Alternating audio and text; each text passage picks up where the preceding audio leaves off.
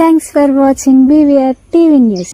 ఇంగ్లీష్ని సిస్టమాటిక్గా నేర్చుకోండి, ఓపికగా నేర్చుకోండి, చాలా ధ్యాసతో నేర్చుకోండి, చాలా భక్తితో నేర్చుకోండి.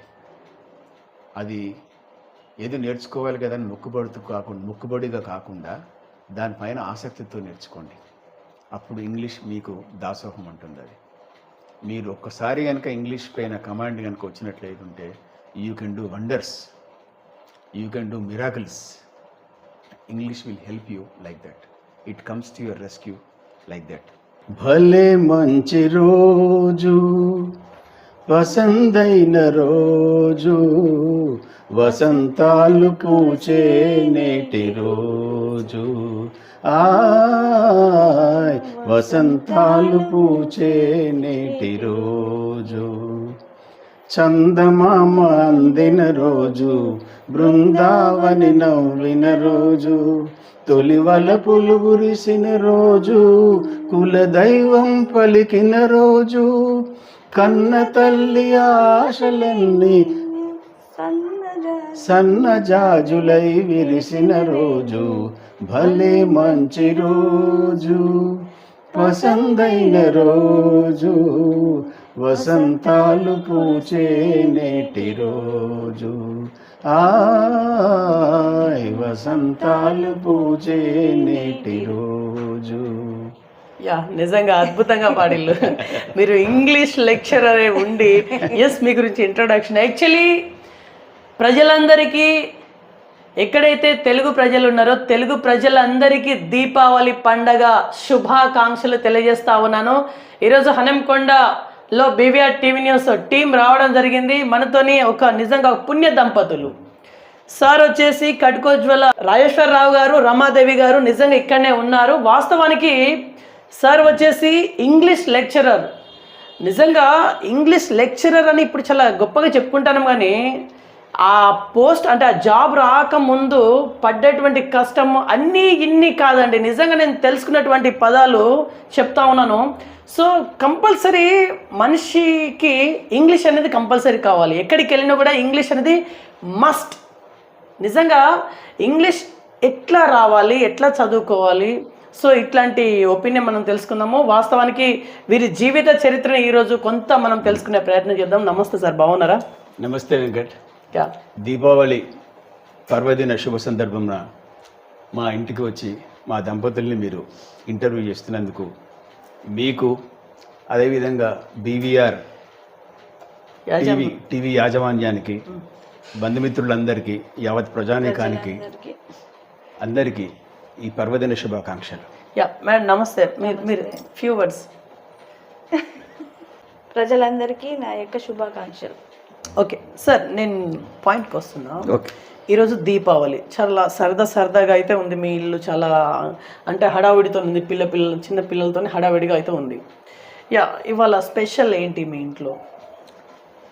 స్పెషల్ అంటే ఈరోజు పర్వదినం కాబట్టి అందరం చిన్న పిల్లల నుంచి మొదలుకుంటే పెద్దవాళ్ళం అందరం వేకోజామునే లేస్తాం, తలంటి పోసుకుంటాం. మన యొక్క సాంప్రదాయాన్ని అనుసరించి ఈ ఆడపిల్లలందరూ మాకు మంగళహారతులు ఇస్తారు. ఆ తర్వాత దివిటీలు తిప్పుకోవడం జరుగుతుంది. మంగళహారతులు ఇవ్వడం అదొక పెద్ద ఆసక్తికరమైన ఒక ఘట్టం. అది ఆడపిల్లలంతా అంటే మా కోడళ్ళు, నా శ్రీమతి, మా మనవరాళ్ళు, వీళ్ళంతా మాకు అందరికీ మంగళహారతులు ఇవ్వడం అనేది ఒక ప్రత్యేకమైనటువంటి యొక్క మెమరీ. మాకు సంవత్సరం పాటు మిగిలిపోయి ఉండేటువంటి యొక్క జ్ఞాపకం మాకు అది. అంటే నేను ఎందుకు అంటున్నా అంటే ఇట్లాంటి మంచి రోజు, ఇట్లాంటి సరదాగా ఉన్న రోజు, ఇట్లాంటి ఆనందంగా ఉన్న రోజు మీరు రావడం చాలా సంతోషంగా ఉంది. టీవీ యాజమాన్యానికి మా యొక్క ధన్యవాదాలు. అమ్మ మీరేం చెప్తారు? ఈరోజు ఏంటి స్పెషల్? మీరు ఎట్లాంటి వంటకాలు వండుతారు? అసలు ఏంటిది ఇవాళ? పరవన్నం వండుతా, బూరెలు చేస్తా, బెల్లం బూరెలు చేస్తా, పరవన్నం, కూరగాయలు, టమాటా పప్పుచారు, అవన్నీ. మా పిల్లలందరూ ఇక్కడే ఉంటారు. లక్ష్మీ పూజ చేసుకుంటాం, ధనలక్ష్మి పూజ. పిల్లలందరూ ఇక్కడనే ఉన్నారు అంటున్నారు కాబట్టి మీ ఫ్యామిలీ గురించి ఏం చెప్తారు? ఎంతమంది మీ సంతానం అసలు మొత్తం? నాకు ముగ్గురు పిల్లలండి. మా పెద్దబాబు ఆయన IIIT హైదరాబాద్లో 2008 లోపలనే ఆయన ఎంటెక్ చేస్తాడు. ఆయన ఎంటెక్ చేసి ఆయన ఢిల్లీ లోపల జాబ్ చేస్తున్నాడు. ఆయన now he is a manager in Toshiba company. Okay, private company. It's a multinational company and there he works for the last. అంటే అవుట్ సోర్సింగ్ లెక్కన? Outsourcing. అక్కడ he is a permanent employee. Right. Toshiba అని, అది it's a multinational company. ఆంధ్రలో చేస్తాడు ఆయన. మా రెండో అబ్బాయి అతను కూడా కిడ్స్ కాలేజ్ లోపల ఎంటెక్ చేశాడు. ఆ తర్వాత అతను PhD కూడా చేశాడు. And presently he's working as assistant professor. ఎక్కడ సార్? కిడ్స్ కాలేజ్లో IT డిపార్ట్మెంట్ లోపల అతను IT డిపార్ట్మెంట్లో ఆయన అసిస్టెంట్ ప్రొఫెసర్. ఆయన మూడో అబ్బాయి కూడా ఆయన MBA చేశాడు. ఆయన ICICI బ్యాంకులో ఆయన డిప్యూటీ మేనేజర్గా హైదరాబాద్లో పనిచేస్తాడు. ఆయన ఓకే, పండుగ కాబట్టి అందరూ వస్తారు. కాస్త వెనుక ముందా మొత్తాన్ని కదా సాయంత్రం వరకు అందరూ వస్తారు. సందడిగా ఉంటుంది బాగా. ఓకే. మీ కోడళ్ళు వాళ్ళు కూడా జాబర్స్?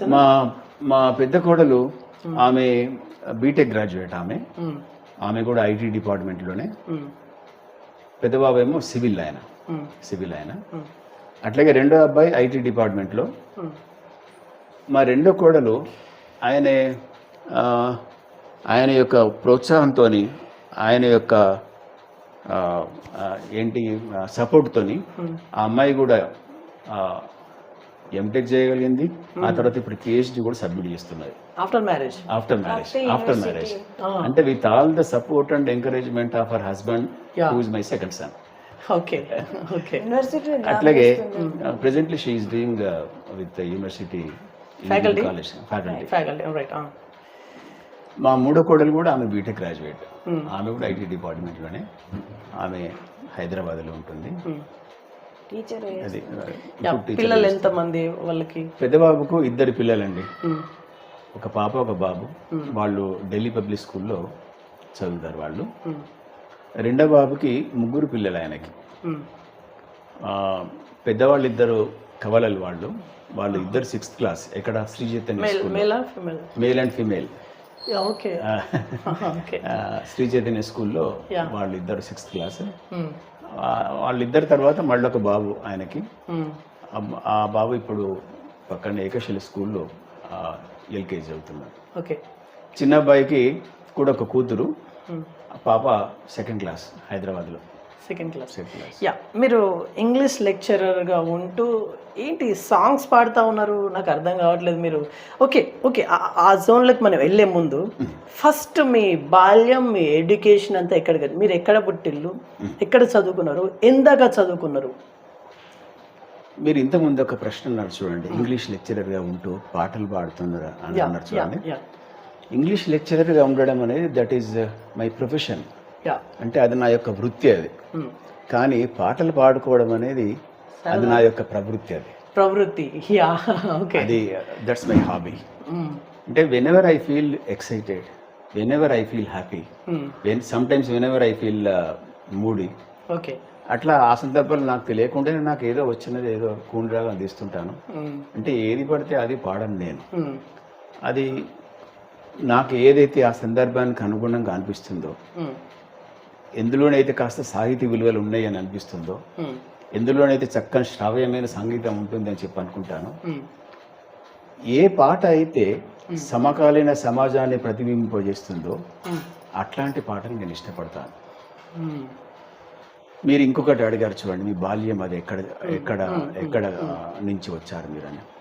మాది ఇక్కడే ఆత్మకూరు సార్. మాది జిల్లా వరంగల్ జిల్లా ఆత్మకూరు మండల్. అప్పుడు ఇంకా తాలూకా సిస్టమ్ ఉండే కదా. అప్పుడు వరంగల్ తాలూకా, వరంగల్ జిల్లా, ఆత్మకూరు గ్రామం. అక్కడే నేను హై స్కూల్ వరకు చదివాను నేను. మా నాన్నగారు చిన్నప్పుడే కాలం చేశారు. అంటే మీరు బై ఏజ్? నేను at the age of 2. Second 2 సంవత్సరాల వయసులో గుర్తున్నారు మీ నాన్న? నాకు లీలగా గుర్తుంది. లీలగా అంటే చాలా తక్కువగా, చాలా తక్కువగా. అట్లా నేను పెద్దగా కష్టపడలేదు. కష్టమైతుండో అదంతా మా అమ్మగారు కష్టపడ్డాను. ఆమె మిషన్ కుట్టేది ఆమె. ఇప్పుడు అక్కడ కనబడుతున్న మిషన్ అదే ఆ కార్నర్లో. అది అప్పటిదేనా? అప్పటిది. ఆమె మిషన్ కుట్టేది. మా అమ్మ వాళ్ళ పేరెంట్స్ అంటే ఆమె యొక్క అన్నలు తమ్ముళ్ళు వాళ్ళంతా మంచివాళ్ళు. వాళ్ళు they are very good at nature and with their support and with my mother's love and affection I could continue my studies. ఆత్మకూరులోనే 10th క్లాస్ వరకు చదివానండి. ఆ తర్వాత ఇంటర్మీడియట్ పరకాల్లో చేశాను నేను. ఇంటర్మీడియట్ పరకాల్లో చేస్తున్నప్పుడు మీకు ఒక ఉదాహరణ చెప్తాను నేను. అంటే నాకు చదువు అనేది సరస్వతీదేవి కృప వల్ల ఎట్లా నాకు వచ్చింది, పెద్దవాళ్ళ యొక్క ఆశీర్వాదం వల్ల ఎట్లా నాకు చదువు అనేది ఆటోమేటిక్గా వచ్చింది. నేను ఇంటర్మీడియట్లో 75లో 73లో ఎస్ఎస్సి పాస్ అయ్యాను, 75లో ఇంటర్మీడియట్ పాస్ అయ్యాను. ఇంటర్మీడియట్ పాస్ అయినప్పుడు మేము మొత్తం 350 మంది పరీక్ష రాసాం. మేము 350 మందిలో we were only 3 who got through the examination. 3 members, ముగ్గురం పాస్ అయ్యాం మేము. అందులో మీరు? అందులో నేను. అంటే మా క్లాస్ నుంచి నేను, హెచ్ఈసి నుంచి ఇంకొక అతను, అట్లాగే సైన్స్. మీరు ఏ గ్రూప్ తీసుకున్నారు? నేను సిఈసి. రైట్. అంటే నేను ఎందుకు చెప్తున్నా అంటే నాకు ఎవరు పెద్దగా సపోర్ట్ చేసిన వాళ్ళు లేరు. అంటే ఫాదర్ చిన్నప్పుడే కాలం చేశారు. ఇంట్లో అన్నలు తమ్ముళ్ళు ఎవరు లేరు. ఉన్నత కుటుంబం మాది ఒక మిడిల్ క్లాస్. ఇంకా స్పష్టంగా సూటిగా చెప్పాలంటే మధ్యతరగతి కుటుంబాలలో కూడా ఇంకాస్త కింది స్థాయి కుటుంబం. అప్పటికి మీరు హన్మకొండ రాలేదేమో? రాలేదు. అక్కడే ఇంటర్మీడియట్ వరకు పరకాల్లో చేశాను. ఆ తర్వాత నేను అంటే అప్పటికి నాకు తెలిసిపోయింది కుటుంబం యొక్క స్థితిగతులు, అమ్మ కష్టపడుతుందని తెలిసిపోయింది. కాబట్టి నేనేం చేశానంటే డే టైంలో ఇక్కడ హన్మకొండలో బ్రాహ్మణ వాళ్ళు ఉన్న స్కూల్లో టీచర్గా పనిచేసేవాడిని. అంటే చదువుకుంటూనే డే టైంలో టీచర్గా పనిచేస్తూ evening 6 to 10 evening college, night college అంటారు కానీ యాక్చువల్గా అది ఈవినింగ్ కాలేజ్. అది ఇక్కడ ఆర్ట్స్ అండ్ సైన్స్ కాలేజ్లో subedar arts and science college evening college ఉండేదా? అవును, ఈవినింగ్ కాలేజ్ ఉండేది అప్పుడు. అవునా? అప్పుడు డిగ్రీ వరకే కాదు, ఎల్ఎల్బి చేసే వాళ్ళకు కూడా ఈవినింగ్ కాలేజ్ ఉండే. మరి నైట్ మీతో పాటు మరి అమ్మాయిలు వచ్చేదా? చాలా మంది అమ్మాయిలు అంటే generally I mean employees lady employees అంటే married maybe married, may not be married, వాళ్ళంతా ఎంప్లాయీస్. స్త్రీలు పురుషులు తేడా లేకుండా వాళ్ళు వాళ్ళ యొక్క క్వాలిఫికేషన్ పెంచుకోవడం వల్ల, డిగ్రీ పాస్ కావడం వల్ల ఒక ఇంక్రిమెంట్ వస్తుంది వాళ్ళకి. గవర్నమెంట్లో ఇది ఒక సౌకర్యం ఏమున్నదంటే క్వాలిఫికేషన్ పెరిగినప్పుడు అంటే డిగ్రీ కనుక ఉన్నట్లయితే ఉంటే దానికి ఒక ఎడిషనల్ ఇంక్రిమెంట్ వస్తుంది. అది గవర్నమెంట్లో ఉన్నటువంటి ఒక సదుపాయం. దాంతో పాటు ప్రమోషన్ రావాలన్నా కూడా డిగ్రీ ఉండాలి. కొన్ని పోస్టులకి, కొన్ని ఉద్యోగాలకి ప్రమోషన్ రావాలంటే డిగ్రీ కంపల్సరీ. కాబట్టి డిగ్రీ పూర్తి చేయాలన్నటువంటి ఒక ఉత్సాహంతో, ఆ పట్టుదలతో వాళ్ళు ఏం చేసేవాళ్ళు అంటే ఈవినింగ్ కాలేజీలో BA చేసేవాళ్ళు. BA కానీ బీకామ్ కానీ వాళ్ళకి ఇంట్రెస్ట్ ఉన్న దాన్ని బట్టి చేసేవాళ్ళు వాళ్ళు. అట్లా నేను అదేంటి డే టైంలో స్కూల్లో టీచర్గా పనిచేస్తూ ఈవినింగ్ కాలేజీలో డిగ్రీ పూర్తి చేస్తాను నేను. ఆ తర్వాత 79లో అయిపోయింది. 79లో డిగ్రీ ఈజ్ కంప్లీటెడ్. ఆ తర్వాత 79లో నేను ఉద్యోగం చేద్దామని బాగానే ప్రయత్నం చేశాను. కానీ మా మేనమామ గారు ఉన్నారు, ఆయన కూడా యూనివర్సిటీలో ఎంప్లాయ్. ఆయన నాకు ఒక మంచి సలహా ఏమిచ్చాడంటే ఆయన మంచి సలహా ఏమిచ్చాడంటే నువ్వు బ్రిలియంట్ స్టూడెంట్వి, మంచి ర్యాంక్ స్టూడెంట్వి, నువ్వు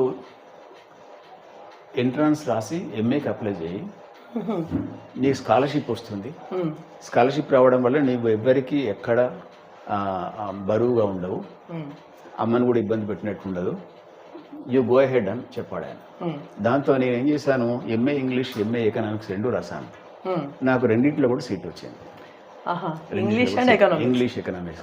అది ఇంగ్లీష్లో ఇంకా నాది 3rd ర్యాంక్తోనే వచ్చేసింది. ఎకనామిక్స్లో ఎక్కడో 8th 9th ర్యాంకులలో ఉండే. కానీ ఇంగ్లీష్లో నాకు అదృష్టం ఏంటంటే హై స్కూల్లో ఉన్నప్పుడు మంచి ఇంగ్లీష్ టీచర్స్ దొరికారు నాకు. ఇది ప్రతి ఒక్కరు తెలుసుకోవాల్సిన విషయం. ఏంటంటే the basic education of every student lies only in high school and there you can learn everything. మనం ఇదంతా అనుకుంటున్నాం, ఇదంతా కేవలం మన యొక్క ఏమంటాం దీన్ని క్వాలిఫికేషన్ పెంచుకోవడమే, డిగ్రీలు పెంచుకోవడమే. కానీ ప్రాథమిక విద్య అనేది ప్రతి విద్యార్థికి హై స్కూల్లోనే దొరుకుతుంది. హై స్కూల్లో రాకపోతే కొంచెం ఇంటర్మీడియట్లో వస్తుంది. కొంచెం ఇంటర్మీడియట్లో కూడా రాకపోతే చాలా కష్టం. సరే ఇవన్నీ డిగ్రీలు అందరికి వస్తలేవా అంటే వస్తున్నాయి, అది దట్ ఈస్ డిఫరెంట్. నేను I'm not going in to the details. అది కాదు నేను అనేది. The true education, the real education, the education that gives you life, the education that gives you strength, the education that gives you personality, good personality. That education you will learn only at high school stage. And by being blessed with a very good teacher at high school stage is something a boon.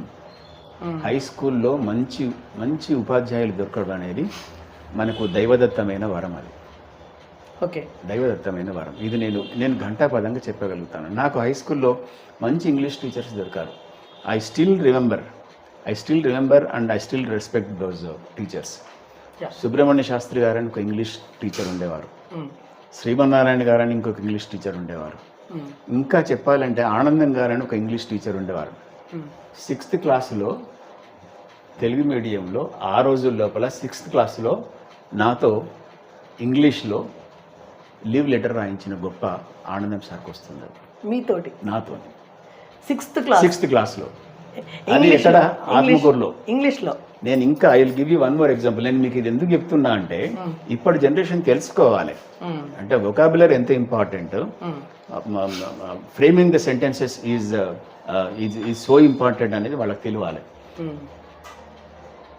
Leave letter రాయడానికి కారణాన్ని చెప్పి అందువల్ల నాకు ఒకరోజు సెలవు ఇవ్వగలరని చెప్పాలి.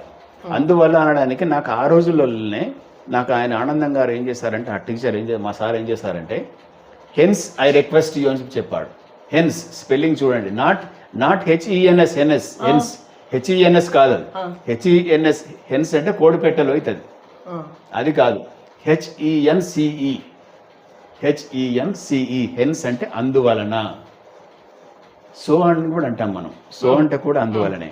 కానీ so అనే దాన్ని ఒక సందర్భంలో వాడతాం, హెన్స్ అనే దాన్ని మరో సందర్భంలో వాడతాం. హెన్స్ అనే పదము కాస్త అందంగా ఉంటుంది, కాస్త డిగ్నిఫైడ్గా ఉంటుంది. నేను ఎందుకు అంటున్నా అంటే అట్లా నాకు 6వ తరగతి లోపలనే ఆ హెన్స్ అనే పదంని మొట్టమొదటిసారి చెప్పాడు ఆయన. సో అని రాయవద్దు రాయేశ్వర్, ఇది హెన్స్ అని రాయ్ అని అన్నాడు ఆయన. అని నాతో అట్లా రాయించాడు. ఎంతమంది చెప్తారండి, ఎంతమంది టీచర్స్ అంత కాన్సన్ట్రేట్ చేసి ఒక పదం యొక్క వివరణ విశ్లేషణ ఆ రోజుల లోపల ఇచ్చాడంటే ఆయన ఎంత గొప్ప టీచర్ అనుకోవాలి. కాబట్టి ఈ రోజుల్లో స్టూడెంట్స్ అందరికీ ఇప్పుడు అన్ని చాలా you have so many facilities, so many modern facilities. ఇన్ని మోడర్న్ ఫెసిలిటీస్ ఉన్నా కూడా you can do wonders with the help of your mobile. కానీ అన్ఫార్చునేట్లీ అంటే దురదృష్టవశాత్తు ఆ మొబైల్స్ లోపల మనం చూడవలసింది చూడకుండా ఇంకేదో చూస్తున్నాం మనం. నేనేమంటున్నా అంటే the youngsters should respect their teachers. Youngsters should try to learn something new every day from every teacher who teaches all the subjects.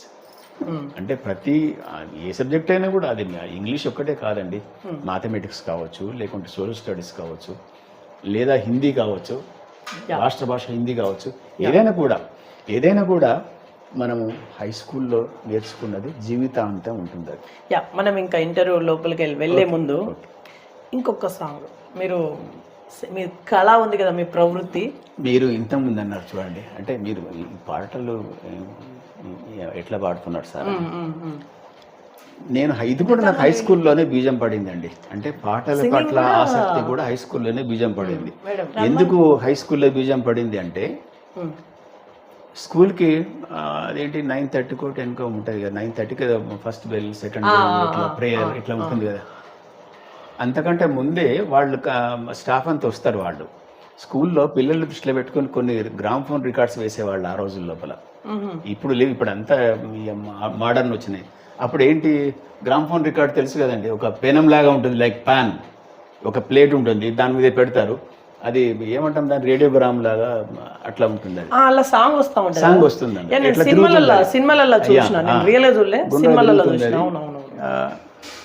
ఎంత చక్కని పాటలండి. ఆయన ఎవరు, మన శ్రీశ్రీ గారు రాస్తారు ఒక పాట, పాడబోయి భారతీయుడు అనేది. ఎంత చక్కని పాట అండి.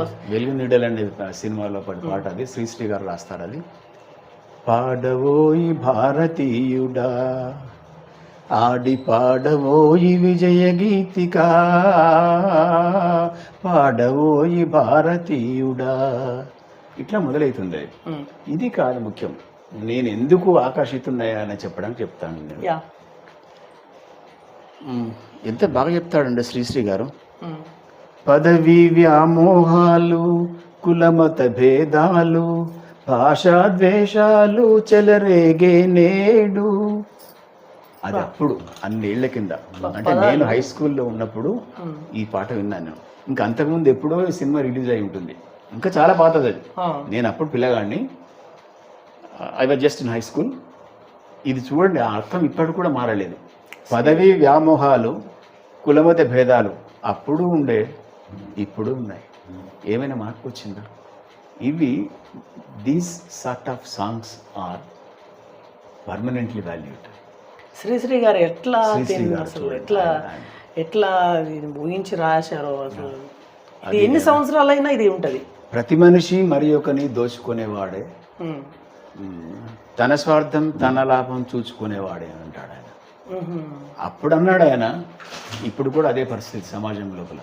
అవును, ఇప్పుడు కూడా మీరు ఎక్కడ చూసినా కూడా. అందుకే అంటాడు శ్రీశ్రీ ఒక దగ్గర, ఏమంటాడు ఆయన, ఏ దేశ చరిత్ర చూసినా ఏమున్నది గర్వకారణం, నరజాతి చరిత్ర సమస్తం పరపీడన పరాయణత్వం. You examine any country, the whole human race is under the slavery. ఈ మానవ జాతి మొత్తం బానిసత్వం లోపల మగ్గిపోతున్నది. ఏ దేశం యొక్క ఉపదానం ఏముంది అంటాడు ఆయన. ఇది కూడా అంతే కదా, ప్రతి పాటలో పర్మనెంట్ వాల్యూస్. ఓకే, అంటే ఇక్కడ ఆ పాట మారిపోకూడదని కాదు నేను అనేది. ఆ పాట అప్పుడు ఇప్పుడు ఎట్లా నిజాన్ని చూపిస్తున్నది, అప్పుడు చూపించింది ఇప్పుడు చూపిస్తున్నది. అది అసలు ఇది గొప్ప కవి అని అసలు మనం, నేను చెప్పేంత పెద్దవాడిని కాదు కానీ నిజంగా గొప్ప కవి. అమ్మ, ఇప్పుడు మీకు పెళ్ళైన తర్వాత నుంచి సార్ మీతో ఎట్లా ఉండేది? బాగానే ఉంటాయి. మిమ్మల్ని ఏమైనా తిట్టడం కొట్టడం లాంటిది ఏమైనా చేసేదా? అంటే ఇవి అంటే రెండో పదం కాదు కానీ మొదటి పదం వారు చేయకుండా సరిపోయాయి. ఓకే, అంటే మీరే రిటర్న్ తిడతారా? అంత బట్టి నేను సరదాగా ఉంటున్నాను. మరి ఇప్పుడు సరదాగా ఎవరిని అంటాం మరి? అవునవును, అంతే. పిల్లల్ని అనలేం కదా, అవునవును, ఇంకెవరిని అనలేం కదా, ఇంకా మిగిలింది వారే కదా ఉన్నది. కాబట్టి అట్లా. మీకు నచ్చిన క్వాలిటీస్ ఏంటమ్మా సార్లో? మీకు నచ్చిన క్వాలిటీస్ ఏమంటే ఇష్టపడతారు మీరు? మంచిగా పాఠాలు చెప్తాడు, మంచిగా స్టూడెంట్స్ వాళ్ళందరూ వస్తారు ఇంటికి, చాలా మంది ఉంటారు.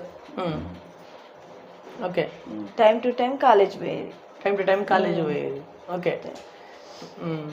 మిమ్మల్ని అంటే మీ ఆఫ్టర్ మ్యారేజ్ అయినప్పటి నుంచి ఇప్పటిదాకా ఒక జ్ఞాపకం అంటే ఏదైనా చెప్పండి. మీ ఇద్దరి మధ్యలో ఒక జ్ఞాపకం, మీరు ఎక్కడికైనా వెళ్ళడం. పెళ్ళయి మీకు ఒక 40 అవుతుందా సార్ ఇయర్స్? 40 అవుతుందా? మా పెద్దవాళ్ళకి 41 ఇయర్స్. ఓకే, 41 అంటే మీకు 42. 83లో పెళ్ళయిందండి మాది. 83లో అంటే ఇప్పటికి 42 ఇయర్స్. 42 ఇయర్స్. 42 సంవత్సరాలలో మీరు ఏం నేర్చుకున్నారు మేడం? మీరేం నేర్చుకున్నారు సార్? పెళ్ళైన ఈ 42 సంవత్సరాల్లో మీరిద్దరు ఏం నేర్చుకున్నారు? ఈ ప్రయాణిస్తా ఉన్నారు కదా ఇద్దరు కలిసి, ప్రయాణిస్తున్నప్పుడు నేర్చుకోవడం అంటూ ప్రత్యేకంగా కాదు కానీ మీరందరూ చూడండి, అంటే సార్ ఇప్పుడు ఆఫ్టర్ మ్యారేజ్ బిఫోర్ మ్యారేజ్ అని ఒకటి ఉంటుంది కదా, అందుకనే మీరు ఏం నేర్చుకున్నారు, ఏం గమనించుకున్నారు? అసలు నేర్చుకోవడం అంటే how to get adjusted with the things. How to get 15 ఏళ్ళకి పెళ్లి చేసి మీకా? 15 ఏళ్ళకి. ఓకే, అప్పుడు అయిపోగానే. మీరు 10th వరకు చదువుకున్నారా? తర్వాత డిగ్రీ చేశాను. మీరు ఎక్కడమ్మా అసలు? మీరు ఎక్కడ, మీ జిల్లా, మీరు ఎక్కడ ఉండేవాళ్ళు? మా నాన్న టీచరా? ఆయనతోటి అన్ని తిరిగిన ఊర్లు. అవునా? గవర్నమెంట్ టీచరా? Government teacher. ఎక్కడ మీ డిస్ట్రిక్ట్, ఎక్కడ మీరు ఉండేవారు? ఇక్కడనే వరంగల్ డిస్ట్రిక్ట్ నే తిరిగేది, ఇక్కడ మల్కాపూర్. అయితే ఈ అమ్మాయి మీనమ్మాయి నాకు. ఆహా, ఓకే ఓకే, మీకు అయిన వాళ్ళే. మా మామగారు అంటే వీళ్ళ నాన్నగారు తెలుగు పండిట్ ఆయన. మా తెలుగు పండిట్. ములుగులో తెలుగు పండిట్ చేసి రిటైర్ అయ్యారు ఆయన. వారికి ఈమె మూడవ సంతానం. ఓకే. మూడవ సంతానం. ఓకే. ఆయనకు ఒక 5 ఆడపిల్లలు. 5 ఆడపిల్లలు అంటే అప్పటికి తక్కువే అనుకునేది వాళ్ళు అప్పుడు ఆ రోజుల్లో. ఓకే. ఘోరం. ఒక అబ్బాయి, 5 అమ్మాయిలు, 2 అమ్మాయి. ఓకే. ఎట్లా మీ అంటే పెళ్ళి ఎట్లా మీ ఇద్దరికి లింక్ ఎట్లా కుదిరింది? అది ఏం లేదు, అంటే మా అమ్మకి చిన్నాన్న కొడుకు కూతురు అంటే మేనమ్మాయి కింద వస్తుంది. వాళ్ళు నాది ఎంఏ అయిపోయింది, జాబ్ చేస్తున్నప్పటికి నేను నిజామాబాద్లో మా మామగారు అంటే వీళ్ళ నాన్న దీపావళికి వస్తే అందరు కలుసుకుంటారు. దీపావళి నోములు ఉంటాయి కదా, ఇదే దీపావళి. ఈ నోములకి నన్ను అక్కడ చూశాడు ఆయన. అంటే హౌ టు ఎన్స్నేర్ హిమ్ అనుకున్నాడు ఆయన. అంటే ఎట్లా వల వేసి పట్టుకుందామని అనుకొని మొత్తానికి అయితే ఆ వలలో బిగించేశారు. ఓకే. సో ఒక క్వశ్చన్ అడగొద్దేమో ఇందులో, బట్ అడుగుతా సిల్లీగా. చెప్పండి, అప్పట్లో కట్నాలు ఇచ్చేదా మీకు? అంటే కట్నాలు ఎవరికైనా సరే అప్పట్లో కట్నాలు అంటూ ఉంటాయా సార్? నాకు తెలియదు. కట్నాలు అంటూ ఉండకపోయేది, ఉంటే ఉండవచ్చు, లేకపోవచ్చు. కానీ మేము అట్లా ఆ లైన్లో ఎప్పుడు ఆలోచించలేదు. ఎందుకంటే ఆయన మొదటి నుంచి, అంటే నేను ఇప్పటిదాకా నవ్వుకుంటూ సరదాగా మాట్లాడాను. ఆయన మొదటి నుంచి నేను చదువుకున్నప్పటి నుంచి చక్కగా యోగక్షేమాలు అడిగేవాడు. అంటే నేను ఎందుకు అడుగుతున్నా, ఇప్పుడైతే అంత లక్షలు కోట్లలో తీసుకుంటారు, మరి అప్పుడు ఉండేదా లేదా నాకు తెలియదు, అందుకని క్వశ్చన్. ఇంకోటి ఏంటంటే మా నాన్నగారు ఆయన ఇద్దరు మంచి స్నేహితులు ఉండేవాళ్ళు. ఓకే. ఓకే. రిలేషన్ ఉంది అయితే, మంచి బాండింగ్ ఉంది. ఆయన అప్పుడు ఆ రోజుల్లో అంటే నేను పుట్టక ముందు నుంచి ఆయన మా ఊరికి దగ్గరలో ఉన్న వేరే ఊళ్ళల్లో పనిచేసేది. ఆయన మా ఇంటికి వచ్చేది అన్నట్టు. మా ఇంటికి వస్తే మా నాన్నగారు ఆయన ఇద్దరు కలిసి చాలా సరదాగా ఒక 2 రోజులు గడిపి మళ్ళీ అంటే సెలవులు వస్తాయి కదా, ఆదివారం అంటే సెలవులు వస్తాయి కదా, అట్లా అంటే వాళ్ళు అట్లా చాలా ప్రేమగా ఉండేవాళ్ళు వాళ్ళు. ఆ తర్వాత ఆయన కూడా ఎట్లా జీవనోపాధి ఎట్లా నడుస్తుంది, ఏంటి, అమ్మ ఎట్లా ఉంది, ఆరోగ్యం బాగుంటుందా, ఇట్లా అన్నీ అడిగేవాడు. కాబట్టి మేము కూడా ఏమనుకున్నామంటే ఎట్లాగో దూరపు వాళ్ళు కాదు, నేను వాళ్ళ కిందికి వస్తారు, సరే అని. మీకు వేరే ఆప్షన్ లేకుండేనా? ఆప్షన్ ఉందా లేదా? వేరే ఆప్షన్ ఉందా లేదా?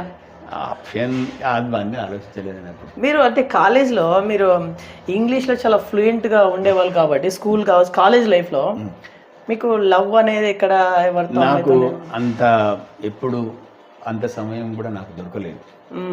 అదంటే ఏంటిది కూడా నాకు తెలియకుండా ఉండే, బిజీగా ఉంటుంది. నేను మీకు ఇప్పుడు చెప్పాను చూడండి, ఇంతకుముందు నేను డిగ్రీలో 3 సంవత్సరాలు డే టైంలో టీచర్గా పనిచేసేవాడిని.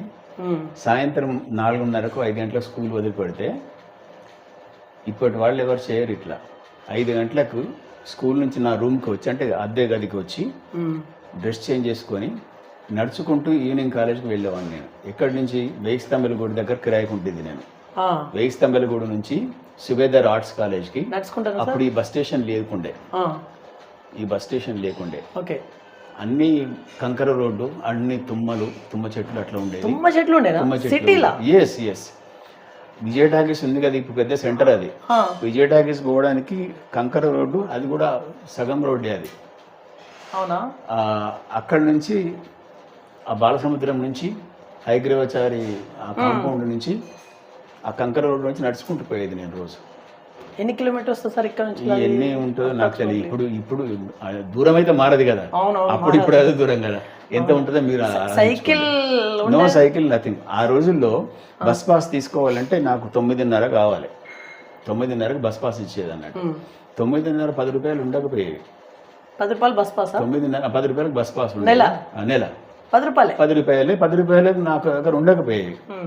నాకు ఇచ్చేది ఎంత ఉండేవాళ్ళు, నెలకు 100 రూపాయలు ఇచ్చేది. 100 రూపాయలు కూడా ఎప్పుడు ఇవ్వలే నాకు. ఒకరోజు పోకపోతే 3 రూపాయలు కట్ చేసేవాళ్ళు. నేను ఉండే ఇల్లు అద్దె కూడా, ఇంటి అద్దె కూడా నేను కట్టలే వాళ్ళకు. ఎందుకంటే ఓనర్స్కి ఒక 10th క్లాస్ అమ్మాయి ఉన్నది, ఒక 7th క్లాస్ అబ్బాయి ఉన్నాడు. పొద్దున్నే నేను వంట చేసుకుంటూ వాళ్ళకి ట్యూషన్ చెప్పేది. 10th క్లాస్ అమ్మాయికి ఇంగ్లీష్ చెప్పేది, ఆ 7th క్లాస్ పిల్లవాడు కూడా ఇంగ్లీష్ సోషల్ స్టడీస్ చెప్పేది.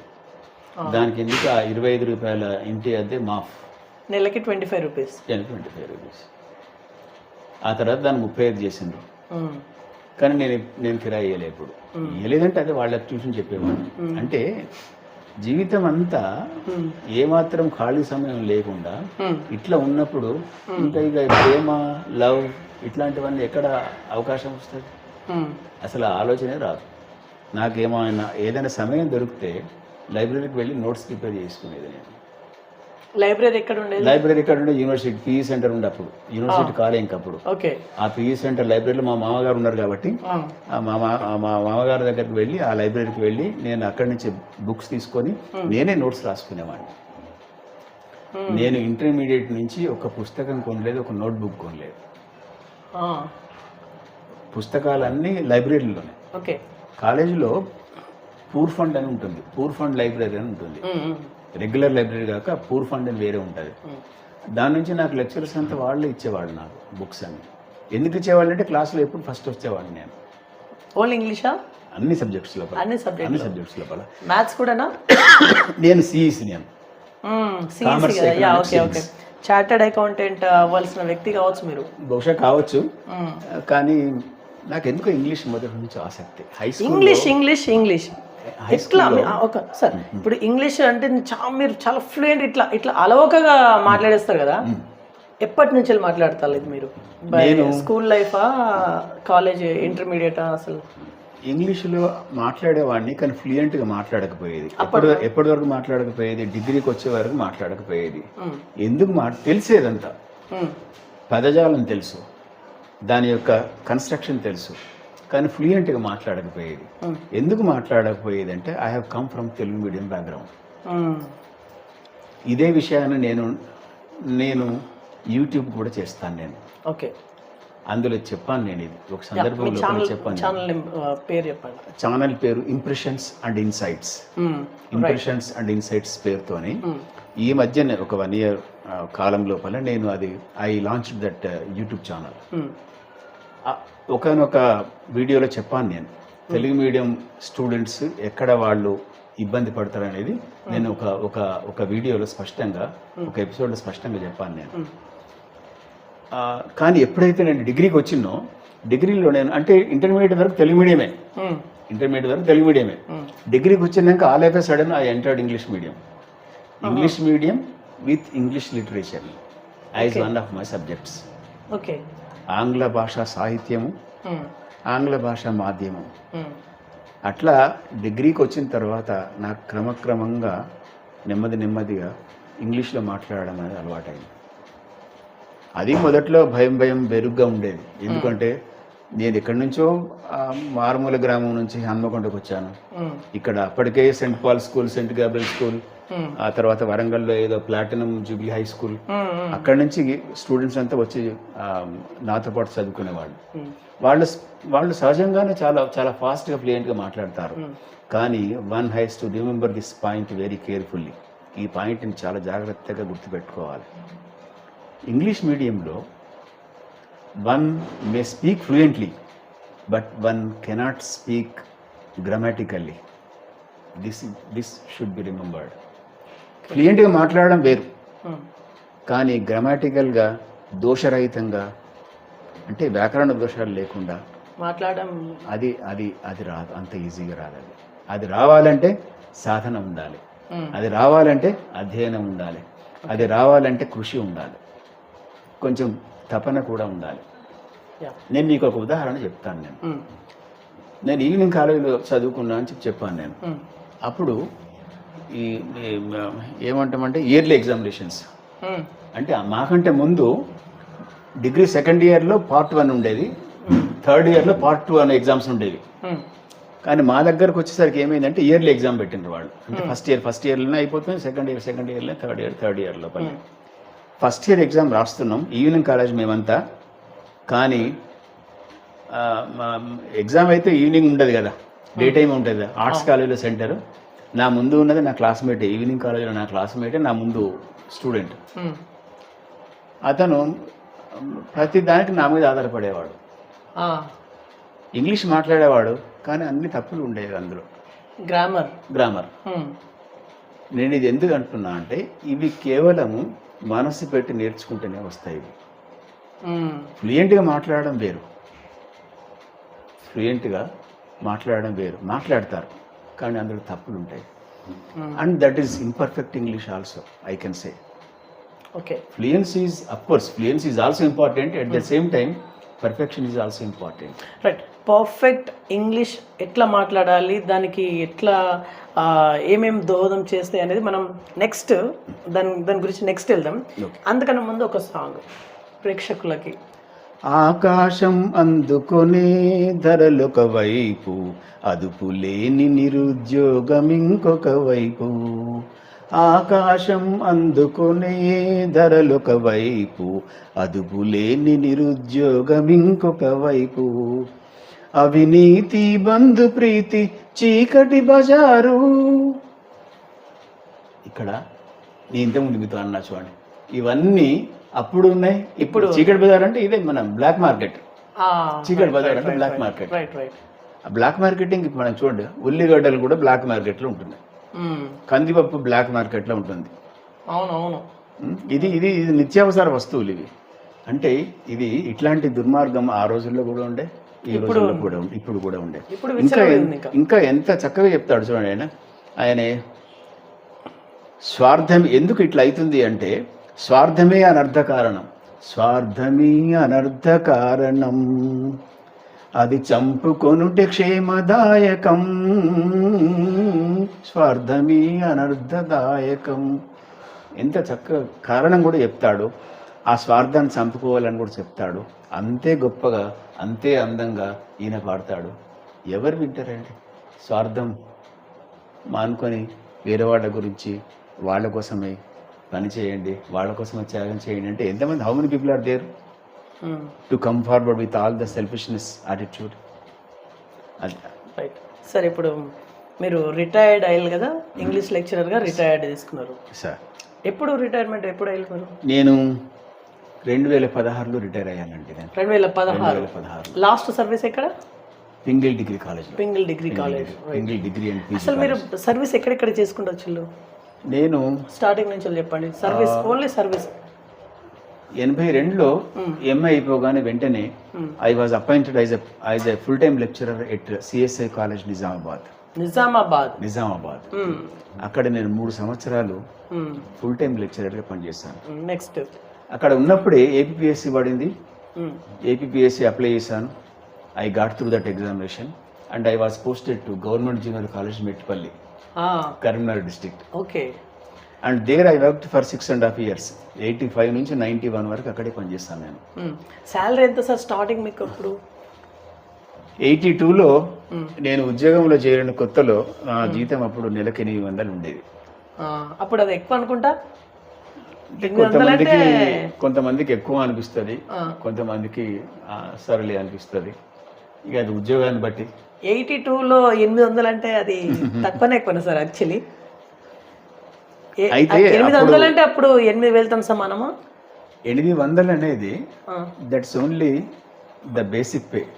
బేసిక్ పే అది. మాకు అప్పుడు బేసిక్ పే మాత్రమే ఇచ్చేవాళ్ళు. అట్లా కాకుండా ఆ బేసిక్ పేతో పాటు డిఏ, హెచ్ఆర్ఏ అన్ని కలిపిస్తే అప్పటికే 1000 రూపాయల పైన ఇది ఉండేది. కానీ ఇవ్వకపోయేవాళ్ళు, ఇవ్వక కేవలం బేసిక్ మాత్రమే ఇచ్చేవాళ్ళు. ఇప్పుడు 1 సంవత్సరం వరకు, అంటే 1 సంవత్సరం వరకు కేవలం నెలకు 800 జీతంతోనే పనిచేస్తాను నేను. అంటే అప్పుడు నాతో పాటు మిగతా లెక్చరర్స్ అందరి యొక్క ఫీలింగ్స్ ఏముండేది అంటే, ఇది చాలా అన్యాయం, ఇది ఇంత తక్కువ ఇస్తున్నారు అనుకునేది. అంటే నేను ఈ పాయింట్ ఎందుకు చెప్తున్నా అంటే, సందర్భాన్ని బట్టి, అక్కడ ఉండేటువంటి యొక్క పరిస్థితిని బట్టి ఎక్కువ తక్కువ అనేది ఎవరికి వాళ్ళు ఉంటారు. ఒక క్లార్క్ ఉన్నాడు అనుకోండి, ఒక క్లార్క్ ఎంత ఉంటుంది జీతం ఆ రోజుల్లో? 200-300 కంటే ఎక్కువ ఉండకపోయేది ఒక క్లార్క్కి. మరి ఒక లెక్చరర్కి 800 ఉండేది. కాబట్టి క్లర్క్ ఏమంటాడు? క్లర్క్ అది ఇంత పెద్ద జీతం అబ్బు అనుకుంటాడు ఆయన. ఎందుకంటే వాళ్ళకి అప్పుడు ఎంత ఉండేనంటే ఒక 300-400, నాకు తెలిసి 500 కంటే ఎక్కువ ఉండకపోయేది. 500 కంటే ఎక్కువ ఉండకపోయేది. మరి ఒక అంటే ఆ లైన్లో ఆలోచిస్తే అప్పుడు ₹1,00,000 ఎవరికైనా ఉండేదా? ఏదైనా అసలు 4 ఫిగర్ సాలరీనే ఎక్కువ ఆ రోజుల లోపల. 4 ఫిగర్ అంటే 1000. మీరు 1,000 నుంచి మొదలుకుంటే 9,999 వరకు 4 ఫిగర్ అది. 9,999 అంటే 4 అంకెలు. 1000 అంటే కూడా 4 అంకెలు. 50,000 వరకు చాలా ఉండకపోయేది. నేను రిటైర్ అయినప్పుడు నా శాలరీ 1 lakh వరకు ఉండేది. నేను రిటైర్ ఇప్పుడు 1 lakh. అప్పుడు 80s లోనే 20,000 30,000 అంటే దేనికైనా చాలా తక్కువ. దేనికి ఏ డిపార్ట్మెంట్ కైనా ఏ డిపార్ట్మెంట్ లో కూడా లేకపోతే ఏ డిపార్ట్మెంట్ 80s లోపల ఏ డిపార్ట్మెంట్ కూడా అంత లేకుండా అంత లేకుండా లేదు అంత లేదు. ఎప్పుడు శాలరీస్ బాగా పెరగడం మొదలైందంటే 85 పే స్కేల్స్ తోని 1985లో పే రివిజన్ జరిగింది. అప్పటి నుంచి ఇంకా కాస్త వేగంగా పెరగడం మొదలైంది జీతాలు. అంతే, ఇంతవరకు మామూలుగా ఉండేది. మీరు అంటే వేరే పోలీస్ డిపార్ట్మెంట్ లాంటివి మీరు ట్రై చేయలేదా? నేను చేయలేదు. కావాలని చేయలేదా? నేను అసలు నాకు అక్కడ నేను ఇంతకుముందు చెప్పాను చూడండి, కొన్నిసార్లు నాకు అనిపిస్తుంది అప్పుడప్పుడు, అంటే ఒంటరిగా నాకు నేను ఆలోచించుకున్నప్పుడు అనిపిస్తుంది, life drifted just like that. Life అంతేనంటే పాస్ట్ జస్ట్ లైక్ దట్. అట్లా ఇంటర్మీడియట్లో అంటే ప్రతి దాంట్లో చాలా జాగ్రత్తగా కష్టపడేది, ఆ పని చేసి చదువుకునేదిగా ఏదైనా చేసేది. కానీ ఇది చేయాలి అని మాత్రం ఎప్పుడు చేయలేదు. ఎప్పుడు చేసినా అంటే డిగ్రీ అయిపోయినాక పీజీకి వచ్చినాక ఎంఏ ఇంగ్లీష్తోనే చేయాలి. అప్పుడు ఒక్కసారి మాత్రమే అనుకున్నా. ఇంటర్మీడియట్లో సిఈస్తో చేశాను నేను. అందరు బైపీసీ ఎంపీసీ అంటారు. నాకు అక్కడ ఆ సంవత్సరం పరకాల్లో ఎంపీసీ లేకుండే, బైపీసీ నాకు సీట్ దొరకలేదు. మిగిలింది సిఈసీ హెచ్ఈసీ ఉంటే సిఈసీ తీసుకున్నాను నేను. గమ్మత్ ఏంటంటే ఇప్పుడు చెప్పాను చూడండి, 350 మందిలో 3 పాస్ అయ్యాను మేము. అంటే అది ఏదైనా కానివ్వండి, అది జాగ్రత్తగా కష్టపడి చదువుకోవడం, ఉద్యోగంకి వచ్చినాక కూడా కష్టపడి మన సర్వీస్ మనం చేసుకోవడం, అంతే తప్పించి ఏం లేదు. మీ ఫ్రెండ్స్ వాళ్ళు ఇప్పుడు ఏ రంగాలు స్థిరపడి ఉన్నారు? ఫ్రెండ్ సర్కిల్ నాకు వేరే వేరే డిపార్ట్మెంట్లు ఉన్నారా? మీరు ఫ్రెండ్ సర్కిల్ అంటే నాకు గుర్తొచ్చింది. నేను రిటైర్ అయినప్పుడు 2016లో నా రిటైర్మెంట్ ఫంక్షన్లో మా పిల్లలు అటెండ్ అయినప్పుడు మా పెద్దబాబు అంటాడు ఒక దగ్గర, అంటే ఆయన మాట్లాడుతూ ఉంటాడు, ఆయన అందరిని ఉద్దేశించి మాట్లాడతాడు ఆయన. I still remember those words. మా డాడీకి చాలా తక్కువ సర్కిల్ ఉంది. ఆయన ఒక గిరిగీసుకున్నట్టుగా ఉంటాడు, అందులోనే ఉంటాడు ఆయన. అందులో నుంచి బయటికి రాడు, అందులోకి ఎవరిని రానియాడు. ఇట్లనే అన్నాడు ఆయన. ఓకే. ఇంకా ఏమన్నాడంటే ఆయన ప్రపంచం చాలా చిన్నది, ఆ చిన్న ప్రపంచం లోపలనే ఆయన ఉండడానికి ఇష్టపడతాడు. ఆయన ప్రపంచం లోపల మా కుటుంబము దగ్గరి వంతులు తప్పించి ఇంకెవరు ఉండరు అని ఆయన పింగిల్ డిగ్రీ కాలేజీలో డాష్ మీద మాట్లాడుతూ అన్నాడు. మా రెండవ బాబు ఏమన్నాడంటే my dad is my hero అన్నాడు ఆయన. I still remember it. అని ఆయన కారణం ఏం చెప్తాడంటే, సరే ఆయన టీచింగ్ లైన్లో ఉన్నాడు కాబట్టి ఆయన ఏదో రకరకాల కారణాలు చెప్తుండేది అన్నట్టు. అంటే టీచింగ్ గురించి మా డాడీ ఇట్లా చెప్పేవాడు, అట్లా చెప్పేవాడు, మా ఇంటికి ఎంతమంది స్టూడెంట్స్ వచ్చి ఇట్లా వచ్చేవాళ్ళు, అట్లా వచ్చేవాళ్ళు అని ఆ లైన్లో చెప్పాడు. నేను ఎందుకంటున్నా అంటే నాకు ఫ్రెండ్స్ చాలా తక్కువ ఉండేది, కొద్దిమంది. వాళ్ళు కూడా అంతా రిటైర్ అయ్యారు. ఒకతను అతను అందరూ టీచింగ్ ఫీల్డేనా? ఎక్కువ మంది టీచింగ్, చాలా మంది టీచర్స్ వరకే ఉండిపోయారు. వాళ్ళు లెక్చరర్స్ అయిన వాళ్ళు చాలా తక్కువ, ఒక 2-3 తప్పించి, ఒక 2-3 అంతే, ఒక 3-4 తప్పించి ఎవరు లెక్చరర్స్ అయిన వాళ్ళు లేరు. మిగతా వాళ్ళు అంతా టీచర్స్గానే వాళ్ళు రిటైర్ అయ్యారు. వాళ్ళు. మీరు ప్రొఫెసరా? నేను స్టేట్ గవర్నమెంట్ కాబట్టి యూజీ స్కేల్స్ కాదు కాబట్టి నేను సీనియర్ మోస్ట్ లెక్చరర్ని. నిజానికి ఈ సీనియారిటీతో ప్రొఫెసర్షిప్ ఉంటుంది. అదే మనం యూనివర్సిటీలో అయితే యూజీ స్కేల్ కనుక తీసుకున్నట్లయితే అందులో చూస్తూ పోయినట్లయితే బహుశా నేను ఆ లైన్లో అట్లా యూనివర్సిటీకి వెళ్ళినట్లయితే ప్రొఫెసర్ అయ్యేవాడినేమో. But I don't say that I'm professor, I'm a lecturer, I'm a retired lecturer. People say that. మూడో అబ్బాయి ఏమంటాడు, ఆయన రిటైర్మెంట్ ఫంక్షన్ ఆయన he expresses his happiness. అన్న చాలా మంచిగా వాడు అంటాడు. మీరు ఎట్లాంటి భావోద్వేగంతో మీ స్పీచ్ సాగింది అప్పుడు రిటైర్మెంట్ ఫంక్షన్లో? మీరు మీ స్పీచ్ అప్పుడు ఎట్లా సాగింది? నేను మొదటి నుంచి పెద్దగా ఎమోషన్కి గురిగానండి నేను. ఎందుకు ఎమోషన్కి గురిగాను అంటే నాకు వాస్తవం తెలుసు. నాకు కళల్లో జీవించడం రాదు నాకు. ఎందుకంటే కళ్ళ ముందు కనబడుతున్నది కదా ప్రతిదీ.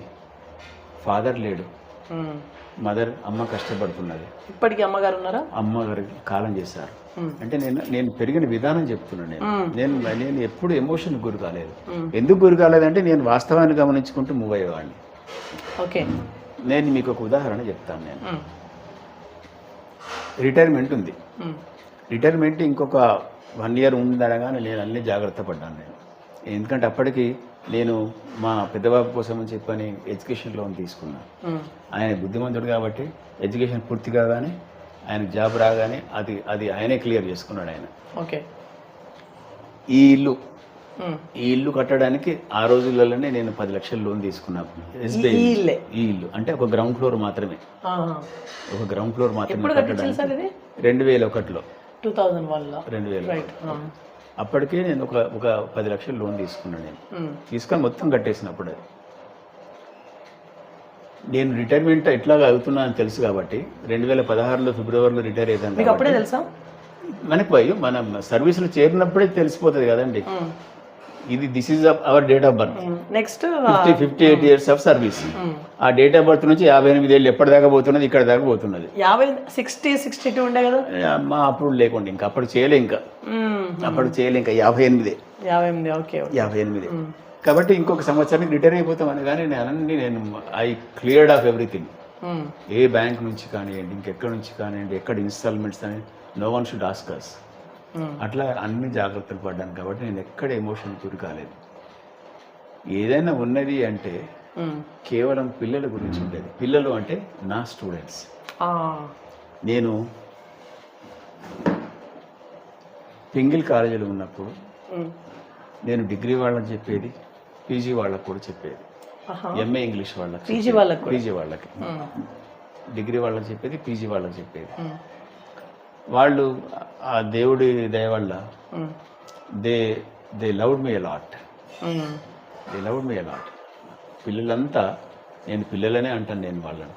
అందరు నిజానికి వాళ్ళంతా చాలా పెద్ద వయసు వాళ్ళు. ఎంఏ అంటే పెద్ద వయసు పిల్లలు. వాళ్ళు నన్ను ఎంతగా అభిమానించే వాళ్ళు అంటే, నేను ఒకరోజు కాలేజ్కి పోకపోయినట్లేదు ఉంటే ఈరోజు సార్ రాలేదు మనం వెళ్ళిపోదామని వెళ్ళిపోయేవాళ్ళు. నేను మళ్ళీ తెల్లవారు వచ్చి that is very bad, you have to attend all the classes అని చెప్పేవాడిని నేను. నిజమా? This took place in those days. నేను అదేంటి Kothagudem Ramachandra arts and science కాలేజీలో పనిచేశాను. అక్కడైతే వాళ్ళకి ఇంటర్మీడియట్ వాళ్ళకి చెప్పేవాడిని, డిగ్రీ వాళ్ళకి చెప్పేవాడిని, పీజీ వాళ్ళు, ఎంఏ ఇంగ్లీష్ వాళ్ళకి చెప్పేవాడిని. జేకేసీ అని ఉంటుంది, జవహర్ నాలెడ్జ్ సెంటర్ అని ఉంటుంది, అక్కడ వాళ్ళ క్లాసెస్ చెప్పేవాడిని. ఇప్పుడు మీరు అందరూ చూడండి, ఎప్పుడైనా ఎమోషన్ గురయ్యారా అంటే ఆ రిటైర్మెంట్ టైం లోపల ఆ పిల్లలంతా ఒకసారి గుర్తొచ్చినప్పుడు మనసు లోపల ఏదో చిన్న బాధ. అంటే ఇన్నేళ్లుగా వాళ్ళతోనే, అంటే వాళ్ళే కాదు అంత స్టూడెంట్సే కదా, అంత స్టూడెంట్. ఏ ఊరైనా ఏ క్లాస్ అయినా అందరు స్టూడెంట్సే కదా. దేవుడి దేవుళ్ళ అందరు స్టూడెంట్స్ అంతా నన్ను ఎక్కువ ఇష్టపడేవాళ్ళు. అంటే నేను ఇంకా రేపటి నుంచి వీళ్ళ క్లాస్ చెప్పడం ఉండదు అనుకున్నప్పుడు ఆ డాష్ మీద కూర్చున్నప్పుడే లోపల ఏదో ఒక బాధ మెలుగుతుండేది. తప్పించి నేను ఎక్కడ I never felt emotional except in the case of students. మీ సహచర టీచర్స్ వాళ్ళు మీ గురించి ఏమైనా మాట్లాడిల్లా? అందరూ సాధారణంగా అందరూ మాట్లాడతారు కదండి. ప్రతి చివరికి ఆఫీస్ స్టాఫ్ కూడా మాట్లాడతారు. మీ ఫ్యాకల్టీలో మీకు ఫ్రెండ్ అంటూ ఎవరైనా ఉన్నారా? అందరూ మంచి ఫ్రెండ్స్. నేను రిటైర్ అయినప్పుడు పింగిల్ కాలేజ్ నుంచి ఉంటే కదా 6 మేము. మా డిపార్ట్మెంట్ ఇంగ్లీష్ డిపార్ట్మెంట్లో యువర్ 6. అందరూ దే లైక్ మీ లాట్. పిల్లలు మిమ్మల్ని చాలా అమోఘంగా ఇష్టపడే వాళ్ళని మీరు అంటా ఉన్నారు. తదేకంగా ఒక 2-3 times అన్నారు కాబట్టి మీ క్లాస్ ఎట్లా స్టార్ట్ అయ్యేది? మీరు ఎంటర్ అవుతారు క్లాస్ రూమ్లోకి, ఎట్లా స్టార్ట్ అయ్యేది? మీరు వాళ్ళతో ఎట్లా నేను ఇక్కడ మీకు ఒక ఉదాహరణ చెప్పాలి. మొట్టమొదటిసారి నేను ఎంఏ ఇంగ్లీష్ వాళ్ళకి ఎప్పుడు చెప్పడం మొదలైందంటే Kothagudem Ramachandra arts and science college పోయినప్పుడు మొదలైంది. ఇక్కడ నేను మళ్ళీ నా పాత టీచర్స్ని కూడా నేను గుర్తు చేసుకుంటాను. వాళ్ళకి నేను మళ్ళీ ఒక్కసారి తల వంచి నమస్కారం చేస్తాను. నేను I tell you I'm a student of professor Lakshmanamurthy గారు.